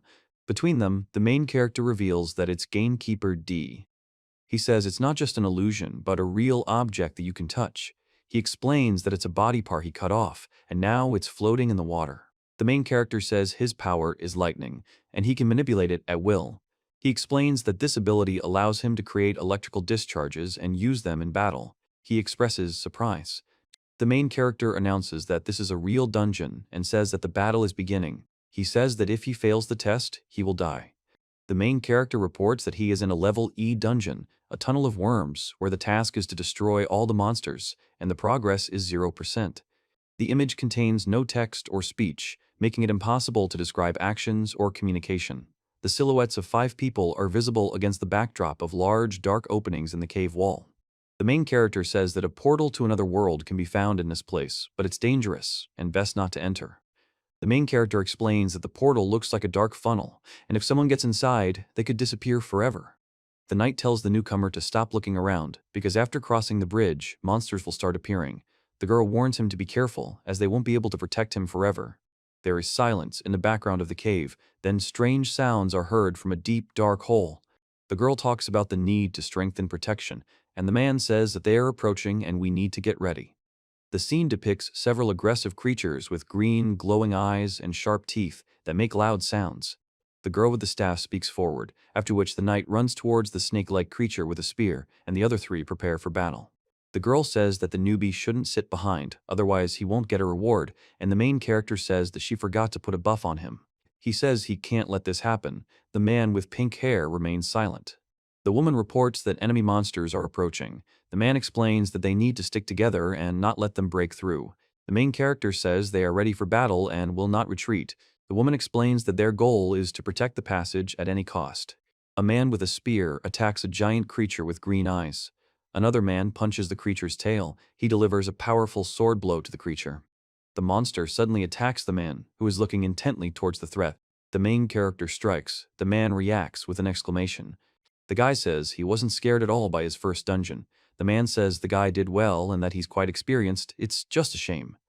The main character delivers a powerful blow with a sword. A man in armor delivers a sword blow to an enemy, and a girl delivers a punch to an opponent. The woman reports that even though he is only an F rank, it seems that defeating him will not be that easy. The monster growls, opening its mouth with sharp teeth. The girl looks at it. A woman talks about seducing a succubus and says that she can control monsters for a short period of time and manipulate them at will. A woman reports an attack. Gigi says that he seems to know how to arrange a small accident for him. He strikes his opponent with his sword. 2 people move quickly along the backs of giant snakes, creating a vortex effect. The sword pierces the clothes. The main character says the sword is stuck and of poor quality. The main character reacts to the appearance of a sinister creature with red eyes. The man with red hair announces that they are ready. The man in armor says it's time to begin. The man with long blonde hair explains that they need to act quickly and without mistakes. He explains that he is activating a magical barrier for protection. The scene depicts a knife being pulled out of a body with blood splattering. The main character delivers a powerful blow to the creature. The creature with red eyes and sharp teeth makes a sound and collapses. The main character says the creature coordinated its attack. He strikes the creature's tail, breaking it, then leaps towards the creature's head with his weapon in hand. Gigi says that another one has appeared and asks why they are all targeting him. The image shows the moment of collision of 2 swords, accompanied by a bright flash of light and dynamic lines, emphasizing the force of the blow. The guy says it's all over and explains that he was killed by monsters, so even autopsy can't prove it was their doing. The woman says she doesn't understand what's happening. Gigi reports that there are 0 uses of invulnerability left today. He reports that this is the afterlife art of swordsmanship, the ghostly paths. The main character delivers a swift blow, creating a vortex of energy around himself that crashes down on 2 snake-like creatures with red eyes. The vortex of energy engulfs the creatures' bodies, causing sparks and light effects. He silently battles a giant serpent surrounded by blue flames.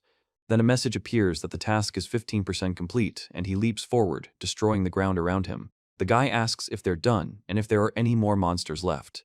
The main character replies that they're done. The man with the spear remains silent. He says that in this dungeon, monsters dissolve after their death, and when he saw the bodies on the ground, he was ready to go and clean them up. The main character says that then they will go further to the next level and asks to lead since he knows the way. The knight says that they are about to fight the boss and urges them to follow him. He, the man with white hair, and the boy follow him. The main character says there are traps in the cave and warns them to be careful. The woman says they need to move on to find a way out. The man explains that there might be danger ahead and suggests they stick together. He says he noticed where the monsters came from and suggests they go there. The woman and man listen to him. The man explains that there are only small monsters there, and if you go the other way, you can fight a boss, so there is no point in going there, and orders you to follow him. Gigi says that then they will go to the boss and he will go here. He says that if they don't completely clear the dungeon, he'll feel uneasy. The man warns him that there's no point in going there. The woman says that the guy thinks he noticed her and decided to go alone on purpose. The man with red hair says he's not sure that The man says that in that case, he'll have to finish him off with his own hands. He says that if he doesn't object, then everything is fine, and they can find another way to finish him off. The man explains that then they should follow him, and if he denies it, then he understands everything. The girl says she understands. The girl says that it is dangerous to go alone, and she will go with the main character, and the main character asks why her. The woman says that she is a magician and can heal wounds and help from a distance, asking if he is against it. The main character says he doesn't really care, and whether the others need help. The girl says that D and C rank hunters can handle this E rank dungeon without any problems. The main character says, okay. The armored man says he doesn't understand anything and suggests leaving the matter to Jimo. The red-haired man asks what they'll do then. The armored man suggests fighting the boss and not delaying the reward. Gigi says that it is getting darker and he should have taken a torch with him. The woman says she will take care of it and asks him not to worry. He replies that it is excellent. Gigi says that now he sees what they look like, and the girl asks what. The image shows cannibal ants. The main character says, "Don't put out your light," and quickly runs forward, holding a sword in his hands, and the girl with the staff stands behind him. The sound effect is a sharp scream or growl from a creature with green glowing eyes and sharp teeth. The sound of a sword cuts through the air. The main character delivers quick strikes, hitting several opponents with green glowing eyes. He says it's because he was able to defeat a D-rank boss and that this E-rank dungeon looks too weak. He reports that the quest was easy. The girl is silent, watching as the main character fights insects inside the tunnel, surrounded by glowing lines of energy. He says that he's finished and can go, and a message appears saying that the task is 30% complete. The woman says, fine. She says it's too easy for him. She needs to come up with a reason to turn off the lights. He cut them off in a second. He really is an F rank. The man says they are coming. The girl replies that it is fine. The main character speaks questioningly. The man asks what he's doing. He says he thought that since there are large and small creatures here, perhaps some of them are hiding in the crevices. The main character says that he asks for help to look around, and the woman says that he is a weirdo. He fights insect-like creatures, and a message appears saying the quest is 45% complete. Then he continues fighting, and a message appears saying the quest is 60% complete.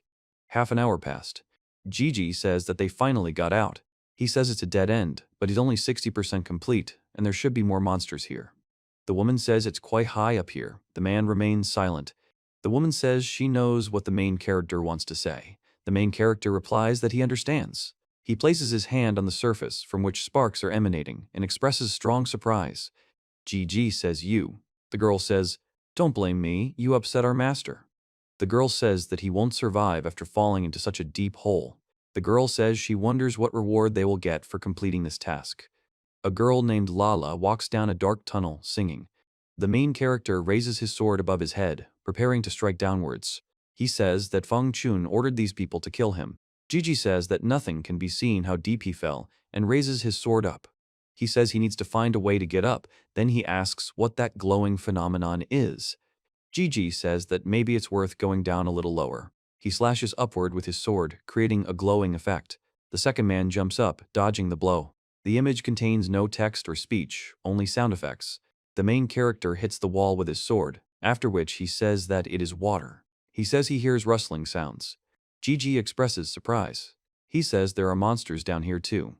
The image claims that the E-rank ghost moth releases a toxic powder into the air that weakens prey and then kills it with its razor-sharp mandibles. Gigi says he can't waste time on powder that weakens prey. He speaks of inner strength while simultaneously demonstrating the afterlife's art of swordsmanship. The main character delivers a series of rapid strikes, creating glowing lines. The insect's eyes widen in surprise. Several green-eyed insects attempt to attack, but their attacks are repelled by the glowing lines. He reports that the quest is 70% complete. He explains that the dungeon boss, Armored Insect, has been defeated and the quest is 99% complete. The main character says that after defeating the boss, the task is only 99% complete and explains that he definitely couldn't have missed anyone. Perhaps they were too inattentive. The image contains no speech bubbles, and the characters do not speak. It shows a close-up of a creature with sharp teeth and green eyes lying on a wooden floor. A man with a spear explains that the giant robot can't move because its leg is broken. A man in armor says a sword won't penetrate the robot's armor and suggests finding a weak spot. A woman explains that the robot has sensors that can be disabled to immobilize it. The guy says that we need to collect everything and move on. The guy explains that it's just a few demonic crystals and shield materials, and that E-rank dungeons are truly a waste of time. The man explains that there's no need to worry about it, as Manager Fang will reward them. The guy says he doesn't want to deal with anything like that anymore. A woman walks through a dark tunnel holding a long staff with a round metal piece at the end. The armored man asks the boss, Zemo, if she's leaving and if she's done everything. Zemo tells him she threw him off a cliff so deep he definitely won't survive. The woman says Manager Fang will give them a reward and praises them for it, and the armored man says they need to report quickly and suggests they go. The red-haired man confirms this. Gigi says that if they didn't let the monsters through, then he did, and says that it's strange. He explains that there is a portal leading to another world in this place, and warns that it is dangerous to enter. Gigi says that he is looking for. He says it's strange because even after searching everywhere, he couldn't find a single monster. Gigi says that he is thinking. He says there is something under these stones. Gigi pushes stones. He says it looks like some kind of altar and explains that one of the corners is broken off so it's not symmetrical. Gigi says he wonders if it can be repaired with the help of these pieces lying on the ground. A hand takes an envelope. A hand places a yellow container on the box. Gigi says there are still a couple of cracks left, but it looks better already. He says the tray is not centered and asks if it could be bent. He picks up the tray. Gigi says it's much better this way. He sees a message that the conditions for opening the secret dungeon have been met. The altar in the dungeon has been restored, and now the secret room can be opened. He says that. Gigi says that it is. A whirlpool begins to form, the water swirling rapidly. It signals that the water level is falling. Gigi says that this is a secret passage. He says the remaining 1% is down there. The main character jumps into a dark cave, lighting the way with a glowing sword. He reveals that before him is a terrifying D-rank spider queen that can use corrosive attacks, hold webbing, shoot poison, and has razor-sharp claws and mandibles. The main character says that there is a D-rank monster in an E-rank dungeon. The monster is screaming. The image shows the creature releasing a powerful beam of light. Gigi reflects a powerful glowing blow directed towards him. He says that she has slow attacks. He can dodge them and maybe he will be able to defeat her. He prepares to attack with a sword. The image shows a motion effect, with a caption indicating rotation. The main character runs, holding two swords in his hands, against the background of a glowing pattern. He says that something unexpected is happening. Gigi concentrates energy in his hands, surrounded by green light and sparks. He says he can't get out. The main character strikes with a sword. He says that he cannot afford to lose, and states that he is now using all his power. A spider releases a web to grab an object that glows below. The man screams G-R-R-A-A and releases a purple energy stream from his mouth. The main character screams in pain, and the system reports that poison has been detected in his body. He screams cough, and blood comes out of his mouth. He has a tense look and a bead of sweat on his face. Gigi says that he will die here. The neurotoxin reportedly causes the body to enter a semi-conscious state. The progress of the decomposition is 50%, then 51%. He lies wrapped in luminous threads. Gigi says that he is still alive and states that he is not dead, but does not understand how this is possible. The spider strikes him with its tail, causing him to fall to the ground. The Gigi makes sounds that express tension or effort. The stage features several spiders with red glowing eyes and sharp fangs that make sounds. Gigi says that she wants to feed him to her children. He reports that the dispatch progress is 62%. The girl says she heard that there is always an antidote near the place where there is a poisonous substance, but he explains that this is not true and that it does not work in real life. The girl says that living beings are characterized by symbiotic relationships, and if there is something or someone poisonous nearby, then only the one who has resistance to the poison can live. Otherwise, he would not be able to survive. Gigi says that sounds logical and starts analyzing the environment.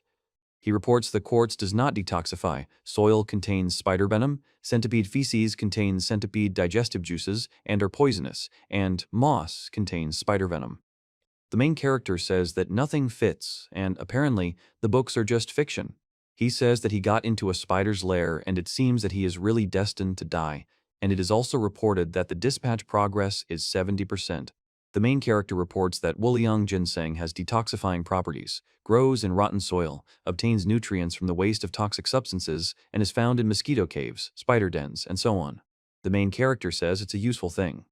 He reports that the dispatch progress is 72%. The main character makes a sound similar to a scream or shout. A message is displayed indicating that the sending progress is 72%. The main character reports that the dispatch progress has stopped and asks if these leaves have a passive ability to produce antitoxin. The dispatch progress is shown at 72% in the upper right corner. He reports that crushing these leaves can slightly reduce the effect of the poison. The main character says that the poisoning scale hasn't filled up yet and shouts, "No." He reports that the dispatch progress is 73%, but at the same time he says that it should be filled faster. The image shows the moment when the main character punches the opponent in the stomach. He reports that the dispatch progress is 73%. GG reports that the dispatch progress is 74%. He reports that the dispatch progress is 74%. The GG reports that the dispatch progress is 75%. Digital indicators appear with percentages of 76%, 81%, and 93%. The image contains no text or speech, only footprints left on the ground. The character screams that the children are his. A woman claims she tied up a man with a web. The woman says, "Gaga," so that the spiders eat GG. The dispatch progress has reached 99%. The dispatch progress is reported to have reached 100%, and analysis of the poison is beginning. The main character reports that the poison collection is 100% complete, and permanent resistance to this poison has been obtained. He says that he felt like he was going to die, and he didn't expect the system to have such a function. The creature tells him. GG delivers a powerful punch with his hand, accompanied by the sound of impact. He clenches his fist and concentrates the energy in his chest. The main character grabs the sword. The spider and the other spider react to this. He delivers a powerful blow with his sword to a group of spiders. The sound of the blow is accompanied by a motion effect and a flash of light. The main character says he's full of energy again, and a message appears stating that the dispatch progress is 0 and the dispatch state has been lifted. The creature screams about its children. The woman lets out a scream and releases a stream of energy from her body. He runs towards the woman with a sword in his hand. The scene shows something breaking or tearing violently with a distinctive sound. The main character doubts that she will be able to transform if he cuts her, and explains that by fighting such huge monsters, he can reduce the reach of their attacks by fighting at close range.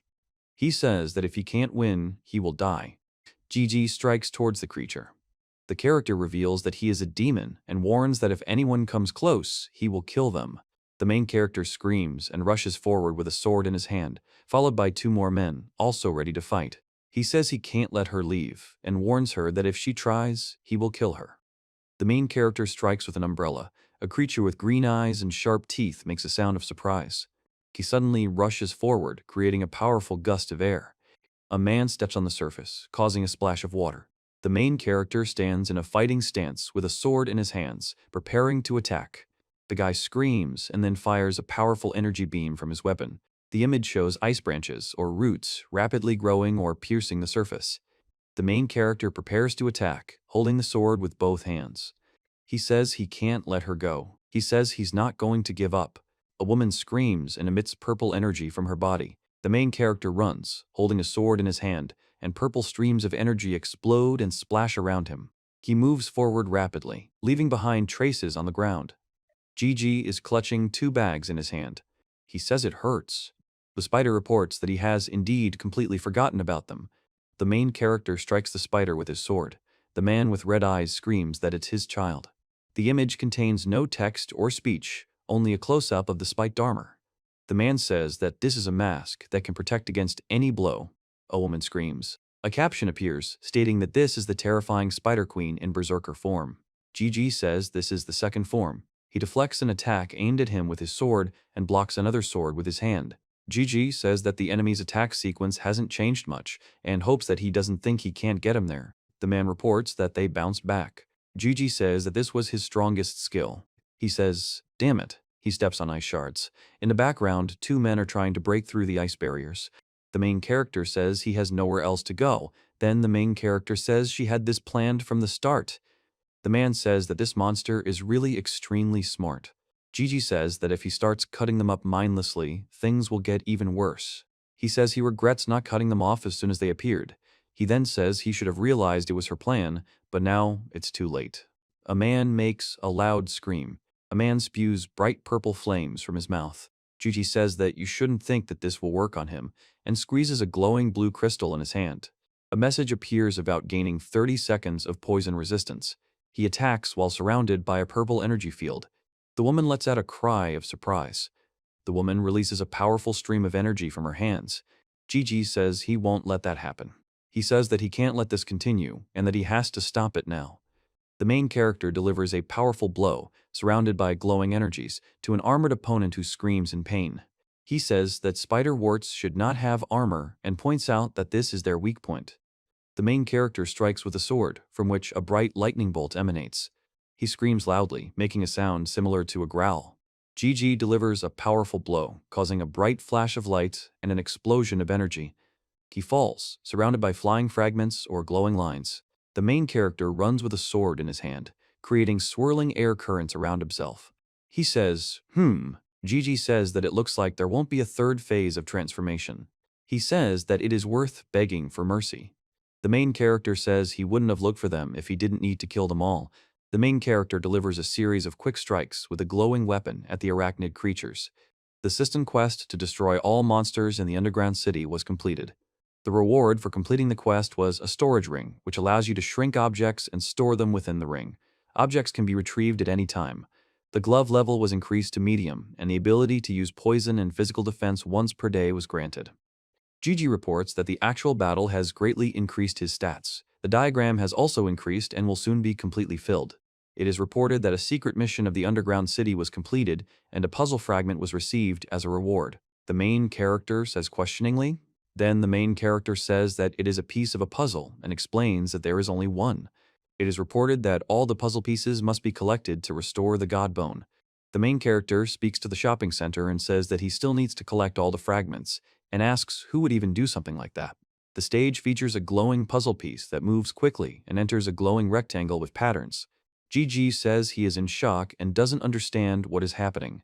He says that someone has broken into the system. Gigi says that this is some kind of mandatory task and asks why this system constantly makes his life difficult. He shouts a curse word. A mysterious fragment of a god's bone has appeared, and energy fluctuations have occurred in portals around the world. The man is silent. The text states that the Seto world's strongest sensed that something was about to happen. The man is silent. The man asks how it went. The main character says that for their sake he hopes that people don't find out that there's something fishy about this death. Otherwise, the woman says they won't dare fail the task given to them by Manager Fang. The man explains that she pushed him off a seemingly bottomless cliff, and he should be dead unless he learned to fly. The woman explains that when the portal closes, his body will teleport. Gigi says that this can be considered a great achievement and that a generous reward awaits him. A man tells a girl that if she tells him what she wants, he will definitely give it to her. The main character says that the girl is truly prudent, and the girl says that she would not dare to ask for anything but will be ready to accept any reward offered by Master Fan. He says not to worry, he will take care of the girl. The girl says, "Ah." The guy is silent. The man with red hair is silent. The man with blonde hair is silent. The man tells the boys to leave their account numbers in the evaluation room. He will transfer the reward to them a little later. The man tells them to remember to pretend to be unhappy so no one will suspect them when they go there, and asks if that's clear. The guy replies that it is. The image shows the evaluation room. The woman explains that she needs to pass a test to get a license, and the man in armor explains that he's already passed the test and wants to get a license. The woman explains that the license will be issued upon payment, and the man in armor says he's willing to pay. The man in armor at the counter says that. The guy in armor says that they came to report their results. The woman reports that the mission briefing says the team consists of 5 people and asks where the other one is. The woman says he's dead, and the red-haired man says that even though he was a grandee, he had enormous potential, but they couldn't protect him. The armored man silently clenches his fist. The woman says it's clear, it's a real tragedy. She explains that people die here every day and asks why they behave like this. The man screamed. Gigi reports that this time, the interlocutor got 239,675. The man in armor says to wait a second. The girl next to him listens. Gigi says he has something too. The girl says he is alive. The guy with red hair says it's impossible, and the guy with blonde hair says it can't be true. Gigi says that she asks if they told her that he died. The man in armor remains silent. The woman asks him to show his resources. He stands nearby and listens, and the girl with pink hair looks at them. Gigi says that he can create crystals from his hand. He explains that this is a storage ring. The main character says these are magic crystals. They're small, but there are a lot of them. The main character reports that the interlocutors are likely in an E-rank underground city. The girl reports that the total profit is 493,645. She explains that if this amount is divided among 5 people, each will receive almost as much as they would get for clearing a C-rank underground city, that is, a daily income of 100,000. A meeting is taking place in the Fan family's conference room. A man with long blonde hair sits with his arms crossed. A woman with short blue hair stands with a folder in her hands. A man with gray hair and a ponytail sits leaning on the table, and a man in a suit with dark hair sits. The woman says that's all for today. The man remains silent. The man asks what exactly this is about, as an abnormally high profit was recorded today from one of the underground cities. The woman explains that it was from the insect cave, and according to the assessment hall employee's report, the profit was twice as high. The main character says it's an insect cave. The man reports that a man named Yin Yuntian single-handedly brought in magic crystals worth approximately 500,000, bringing the total profit to nearly 1 million, which is 50% of the Fong family's share. The woman screams, calling for Yin Yuntian. The man says he wants to understand what's going on between them and why all the fuss is going on. The man says there is nothing. The girl says everything is fine. The man informs them that Yin Yuntian is an F-rank hunter who recently joined them, and that the young lady recruited him herself. The girl remains silent, and the mustachioed man says this is unexpected and asks Xiao Shui if this means she knows him. The man explains that although Yin Yongtian is only a rank 5, he works very hard, has the best grades in the weapons class where the man taught, and is also good-looking. The man explains that in his personal opinion, Yin Yongtian is a reliable person and doesn't seem like. The woman says that the main character is a student at their school, and after seeing what he's capable of, she asked Feng Dun to invite him to the training group. The man reveals that he's the leader of the Lu Tian squad, which Yin Yunoshin joined, and that these are his subordinates. The woman says it's a warning. The man says he understands it. The woman reports that according to statistics for the underground cities, all profits are within normal limits, and explains that her figures only increased in the insect cave, which rules out the possibility of robbery. The man says that despite being an F rank, he is quite a gifted person, capable of defeating a D rank hunter, and does not understand why he is always rated as an F rank. The girl says she can't believe Gigi actually came. She says she's been waiting for this moment for a long time, and now she feels happy.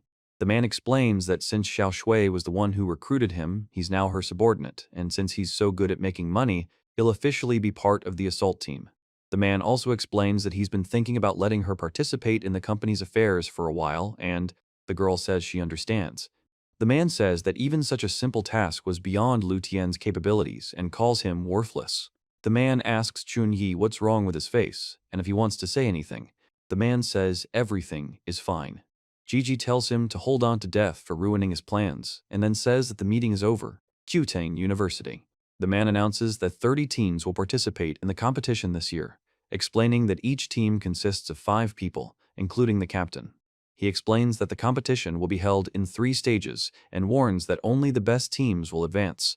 The guy asks what's going on and says that for some reason everyone is staring at him, even the teacher. The main character says he can't understand why the girl doesn't want to go home and explains that if she stays here, she could get into trouble. The girl says she just wants some time alone and asks him not to worry. The main character says he'll be there and won't let her get into trouble. The girl says he's been missing for a while, nowhere to be seen, and hasn't even responded to her messages. He explains that he's been too busy, his grades are good, and 2 weeks of absence won't make a difference. The girl remains silent.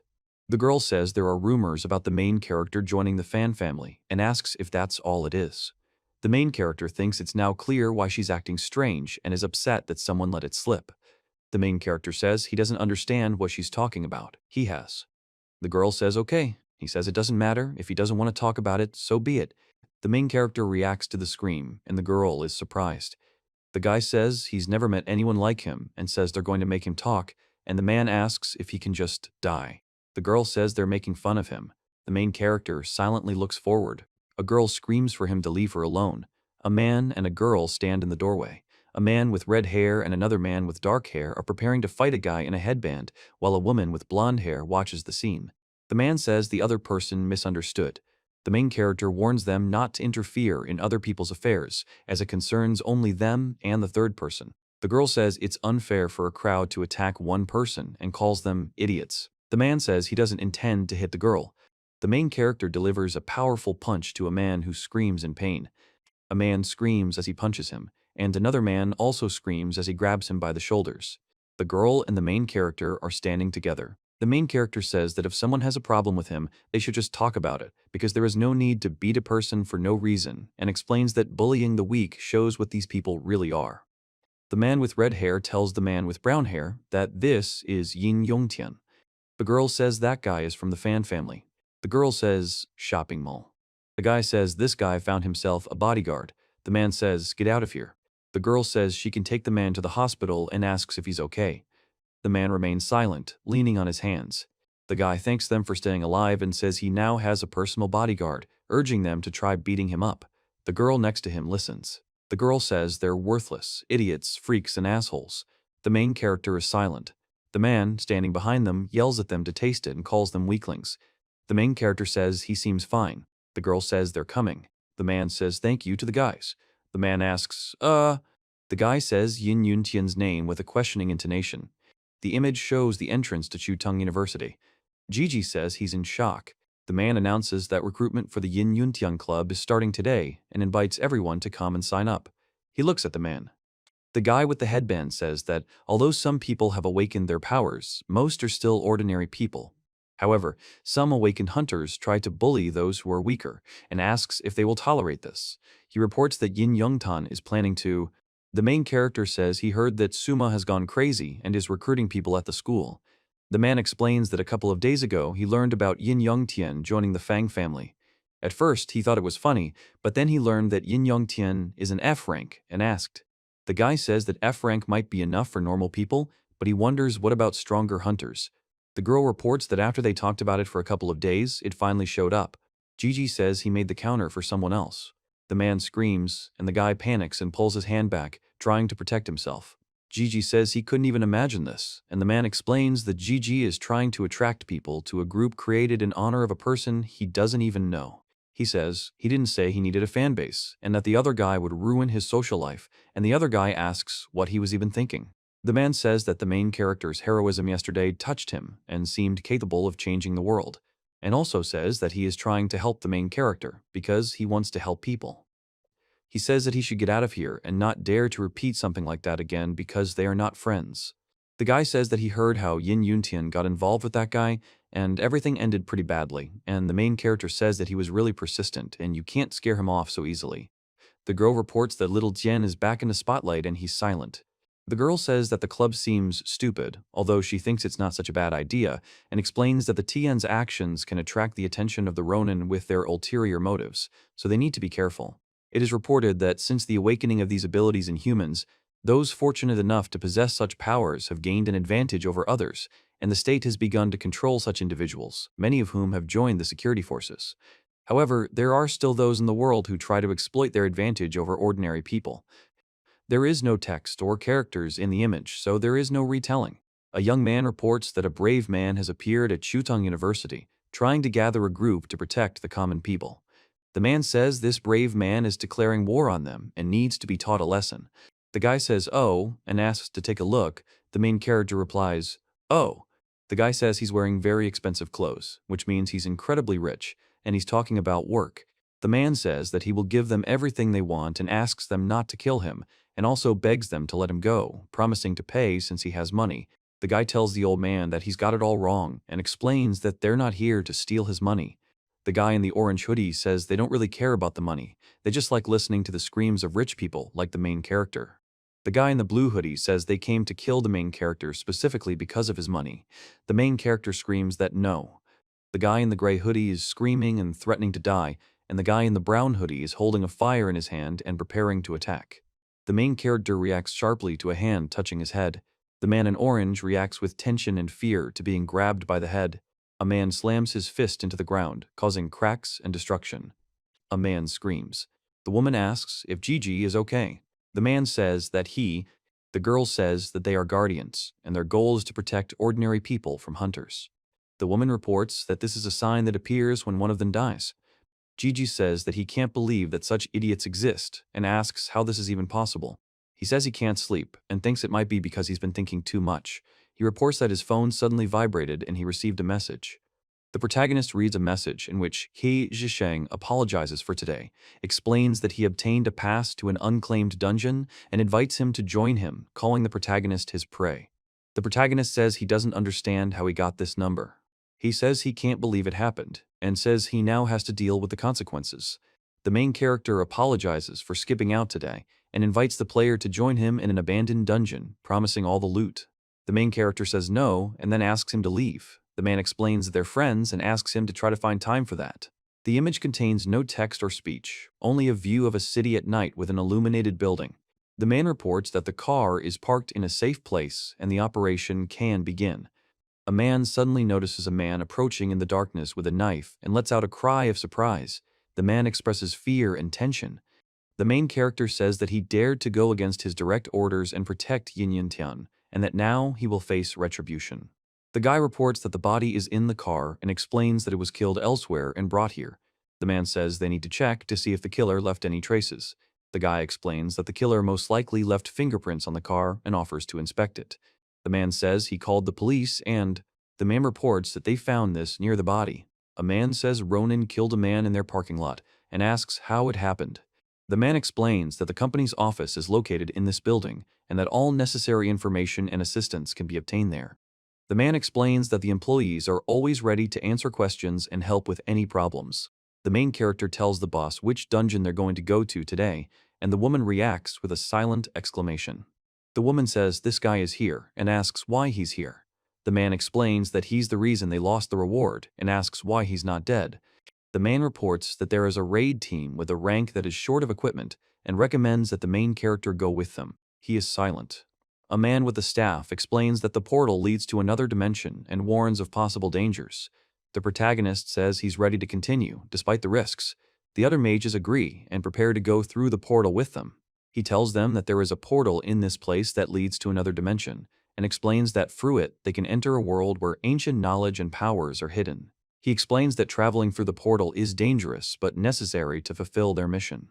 The main character speaks questioningly. The main character explains that the goal of the quest is to destroy all the monsters in the dungeon, and the reward for this quest is a physical restoration skill. The man silently looks into the distance. He says, to get ready.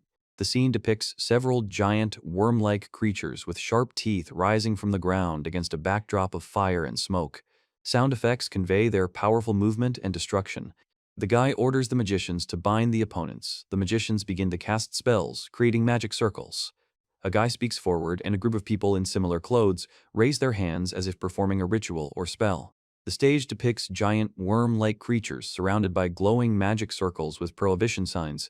The guy with the eye patch says, destroy them. 3 mages simultaneously create fiery explosions using magic circles. Amidst the explosion, a message appears stating the quest's progress, 20%. The main character says it's amazing that the monsters didn't even have time to get to them. He says the first wave is over, the supply team needs to collect all the loot, and they'll move on. He says, okay. The main character silently watches as a group of women in hats and cloaks walks into the desert. The top panel indicates 39% quest progress. 2 mages defend themselves from a giant worm's attack using a magical shield. The bottom panel increases quest progress to 59%, showing the worm's tail slamming into the ground. Gigi says to tie them up. A Chthonian-ranked boss appears, announcing that this is the attacking team. Gigi only speaks in exclamations. The scene depicts a powerful bolt of lightning engulfing a snake-like creature surrounded by magical circles. The main character says to continue. The main character says that this is how strong the Ma is. He says the task's progress has reached 99%. The main character is silent. The woman says they're going home, then the girl says they're going shopping later, and another woman calls it a great idea. He expresses surprise. The image does not contain text or speech from the characters. Gigi says that there is another monster here and asks to let him kill her. He says the turtle has incredibly high defense, which even A rank and B rank masters can't penetrate, and that last time the Fang family called Hunter S to kill it.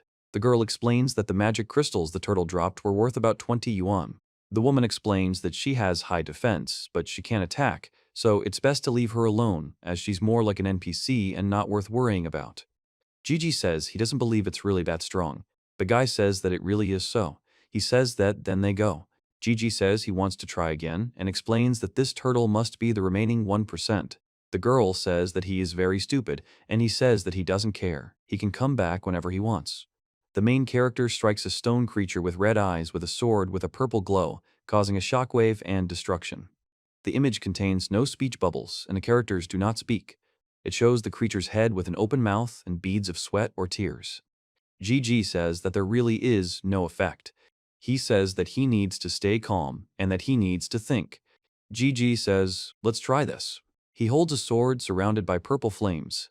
The image shows the sword being covered in energy and beginning to glow. The sound of a sword strike. The main character says that he remembers how. The man reports seeing a suitable technique. He stands with his eyes closed, holding a sword that glows purple. The main character delivers a blow, accompanied by a sound effect, after which a message appears indicating a perfect hit X1. Then, the moment of a powerful blow to the surface is shown, with a destruction effect. He says that it is like this. The main character says that this can't be, because at first he could deliver about 10 perfect blows and now only 3, and if he can't use this technique, he won't defeat this turtle. A message appears with the name of the perfect strike, X97. It says that there is no need to rush, you need to calm down and remember your best strike. GG shouts, "Ha!" while attacking with a glowing sword. The beast lets out a scream, after which a message about a perfect hit X98 appears. Then he says that he finally wounded her. The main character strikes with a sword with a strength listed as a perfect strike X99 at a creature with spikes on its back. He delivers a powerful blow with a sword surrounded by purple energy to the enemy. A message appears indicating a perfect hit X100. It states that you've destroyed all the monsters in the dungeon, and the reward is the physical recovery skill, which instantly restores your stamina once a day. The image does not contain text or speech from the characters, but shows the glow and scattering of blue light. It is reported that Afterlife Swordsmanship Level 2 allows one to increase the sword's aura compression to 100% and advance to Level 3. It is also explained that by performing a series of 100 perfect strikes, the judge ability can enhance any technique to a perfect state and can be upgraded for further progression. Gigi says that judge is a good name. The inscription states that after Yin Yongtian received the title of judge, his strength increased many times over. In 2 weeks, the main character completed several low-level dungeons and became even stronger. A ghoul stands before the main character.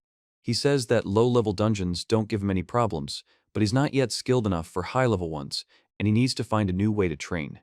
The protagonist inquires about the rank of the abandoned dungeon Zisheng mentioned. He asks in a correspondence when he can go to this dungeon. Zisheng agrees to tomorrow, after which the protagonist says he'll find it tomorrow. Today, dungeons are like mineral deposits, most of them monopolized by governments or large groups, but dungeons continue to appear, making it virtually impossible to monopolize them all, which often leads to dungeons without any rank. The income of such dungeons, on a road in the forest, several people are walking in the same direction. The guy says he's not going to give up and explains he has a plan. The man with glasses says he's ready to help and that together they can overcome any challenge. The main character explains that they need to act quickly and in a coordinated manner to succeed. The guy in green clothes is yelling at him to come here. He stands with his hands in his pockets and listens. The man reveals that Situ's brother is Ying Yongtian, who is currently in the Fang family. The man says that this is Situ Yanyue's brother, who has passed through many abandoned dungeons in 6 months and is a real star among solo cultivators. The main character says the meeting was scheduled for 9 o'clock. He arrived on time and warns that being late could lead to a fight. The red-haired man says he waited there for half a day because of the main character. The guy says they'll have to work together again, so starting a fight isn't the best idea. The man says he has a pretty bad temper, he's very impatient, and hopes the guy can handle it. Gigi says that he will go make sure that they can enter the dungeon and asks to wait here. A man in green says he hasn't seen his brothers in a while, and one of the guards asks if it's him again. He says the man said he got a pass to this dungeon and remarks that you probably shouldn't judge a book by its cover.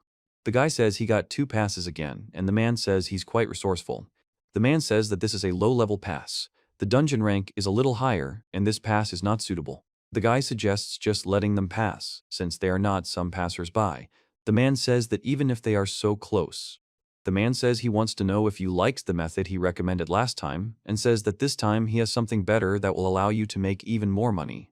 The man is silent, and the main character nods in response. The guy says he's finished and can go. The image contains no text or speech. It shows silhouettes of people standing in front of a glowing blue energy barrier or portal against a backdrop of destroyed buildings. GG snaps his fingers, then releases a fiery explosion. Against the backdrop of the explosion, a message appears stating that the mission has reached 30% progress. The guy says it's to be expected, and the man says he's so strong. The main character explains he's a mage, and judging by the distance, it looked like flames of assault team rank, or even stronger. He says he's going. A group of people enters a building through an open door. The main character snaps his fingers, causing a fireball to rise upward. A man in a white suit stands with his hand raised, and armed men stand next to him. A dark-haired man exclaims as a group of armed men notice the approaching attackers with axes. The main character strikes with his sword.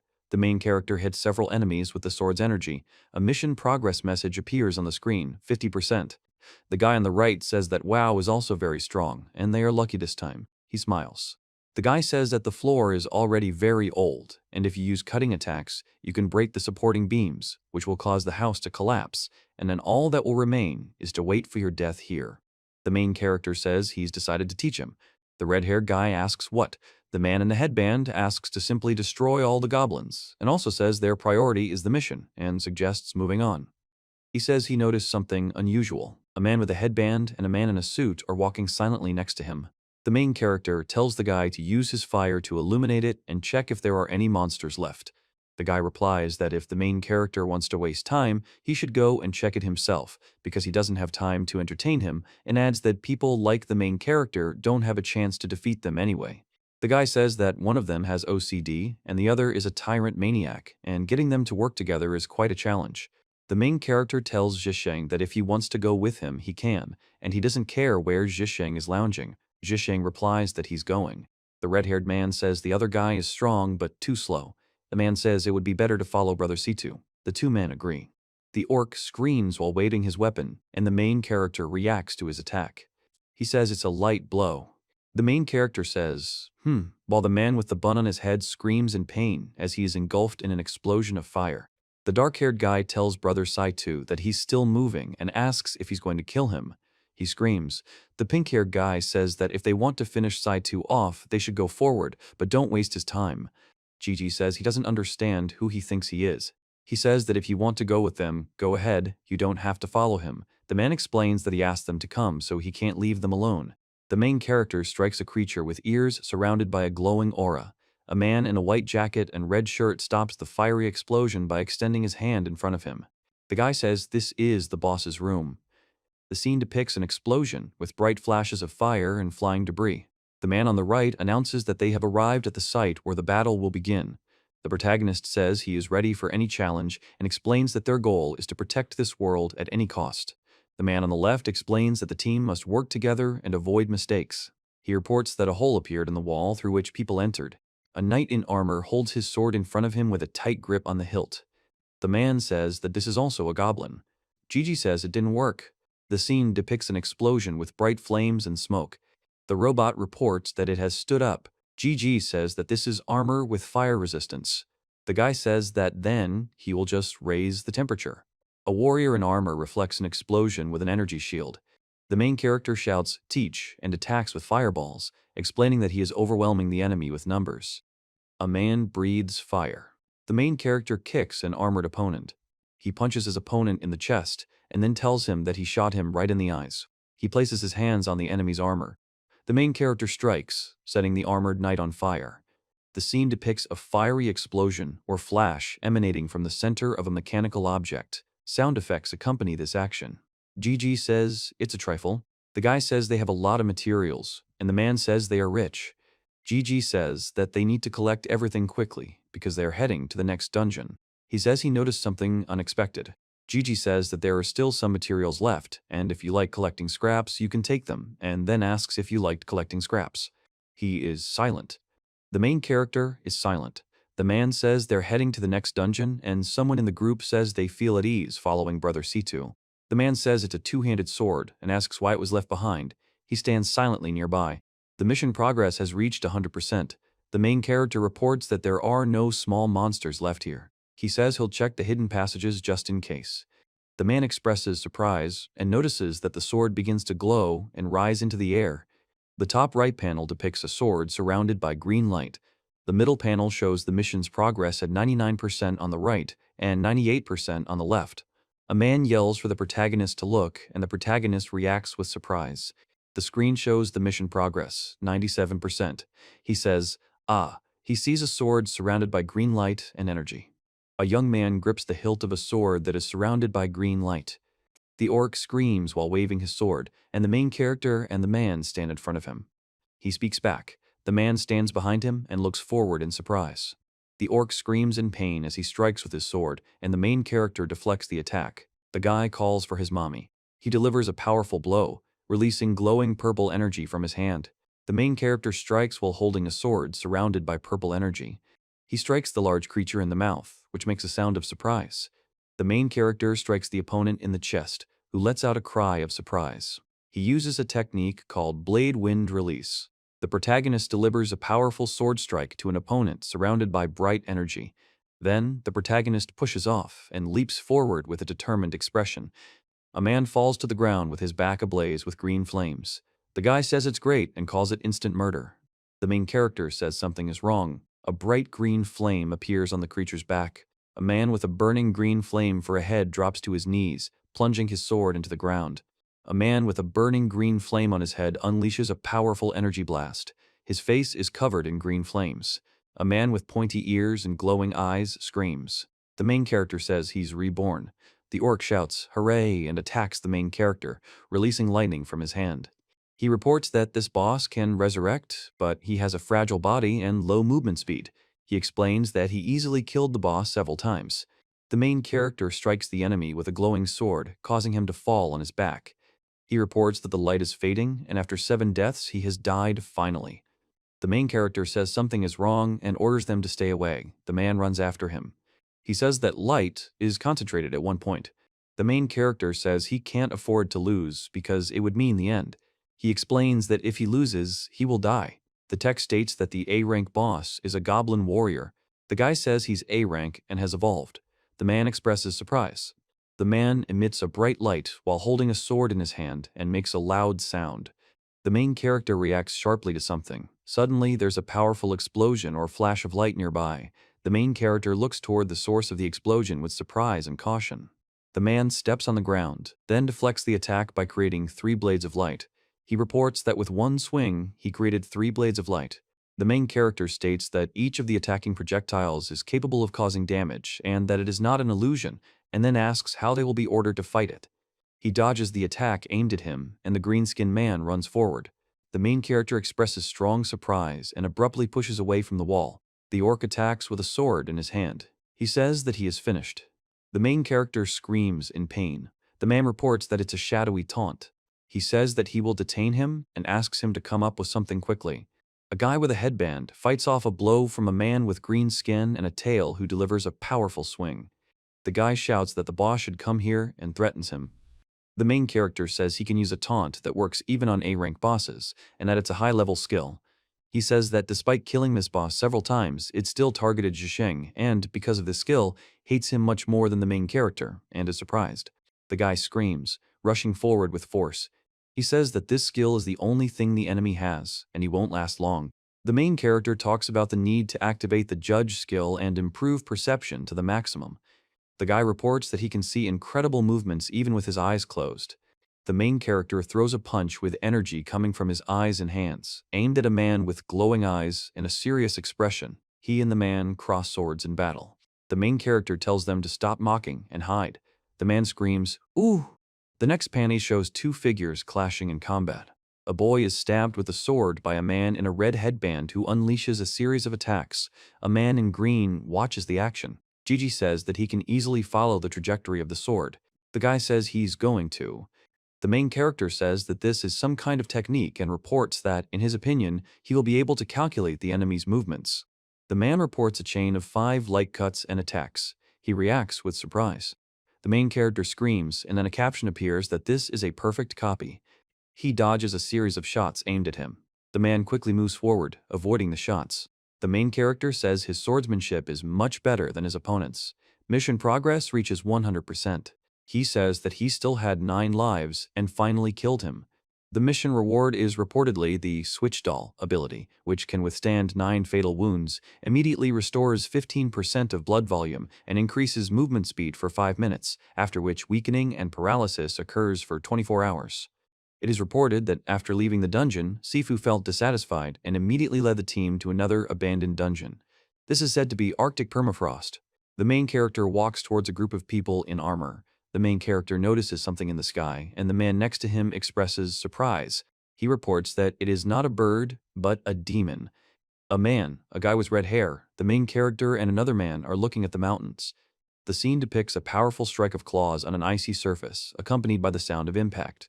The scene reveals that the B-rank boss is a bird of snow and ice. The man asks if it's the boss. The man explains that it's an ice element boss and that Brother C2 can hold it off with his fire element and another victory is just around the corner. The man says, GG shows the fireball he created.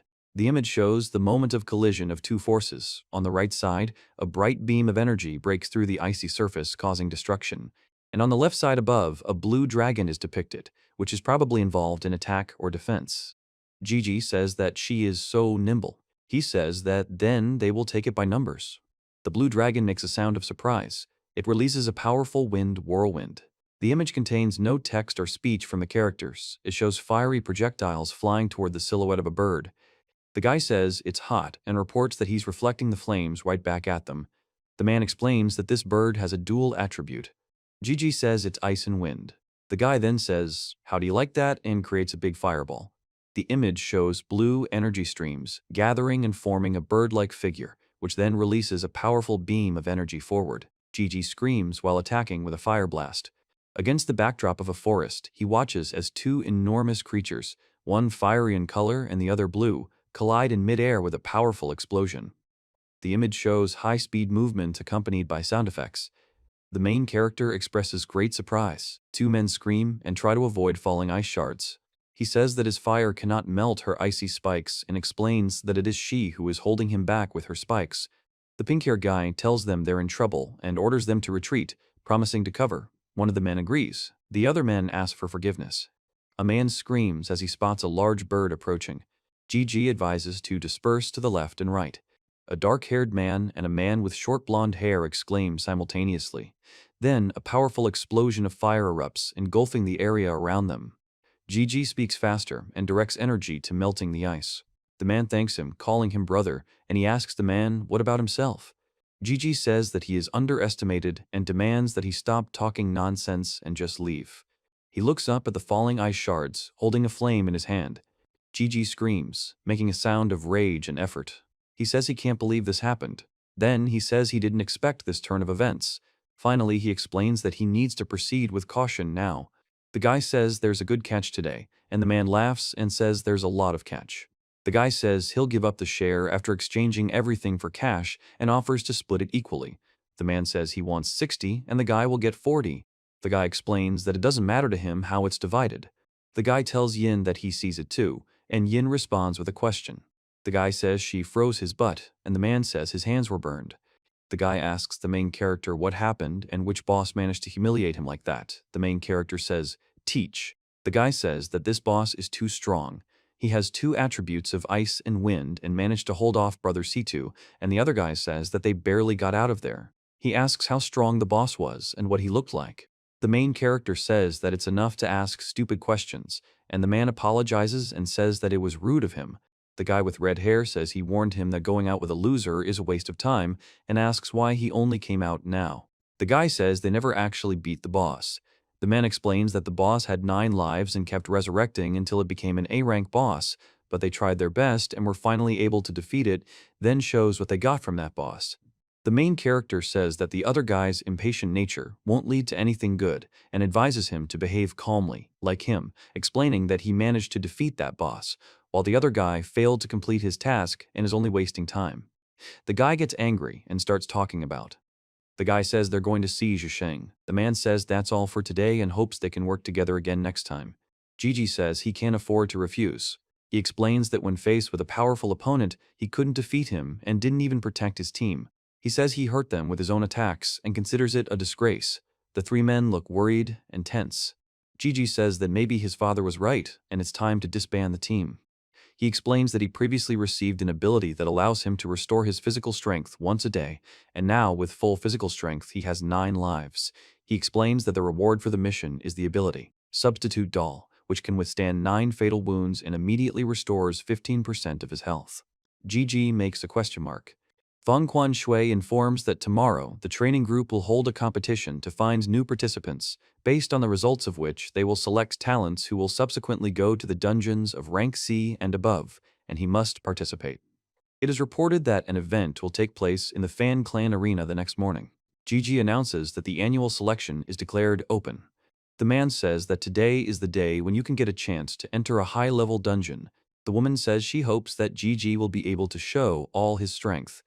The host announces that the groups have been determined, with the top 8 participants earning their place in the Fan Clan, and this year's number of participants has increased to 11 too. He's confident everyone is in for a spectacular show and asks everyone to clap if they agree. Several guys shout loudly, "Hooray!" The woman asks if the main character is confident in himself, and the main character says that he doesn't know the other participants. He is silent. The woman says she can't afford to be weak because she has a son to raise. The main character says he understands her feelings and promises to support her. A boy and a man simultaneously throw punches with their fists, which collide in the air. The guy with white hair attacks, releasing ice shards from his hand, and the main character reflects them with his shield and prepares to counter with his sword. He announces that the next participant speaks on behalf of the young lady, and at the same time speaks Yin, Yun, and Tian. The guy reports that his opponent is speaking on behalf of Feng Dun's teacher, Yang Yun. One of them is a high-class F-rank rookie. The other took 9th place last year, the man says, and he also says that he is looking forward to the outcome of their fight. The guy explains that last year he was 1 place short of joining an advanced raid group, and he remained in a lower rank all year, and this year he simply has to get promoted. The man reports that they have started. The guy delivers a powerful blow, accompanied by the image of a ferocious tiger. A man screams in pain after being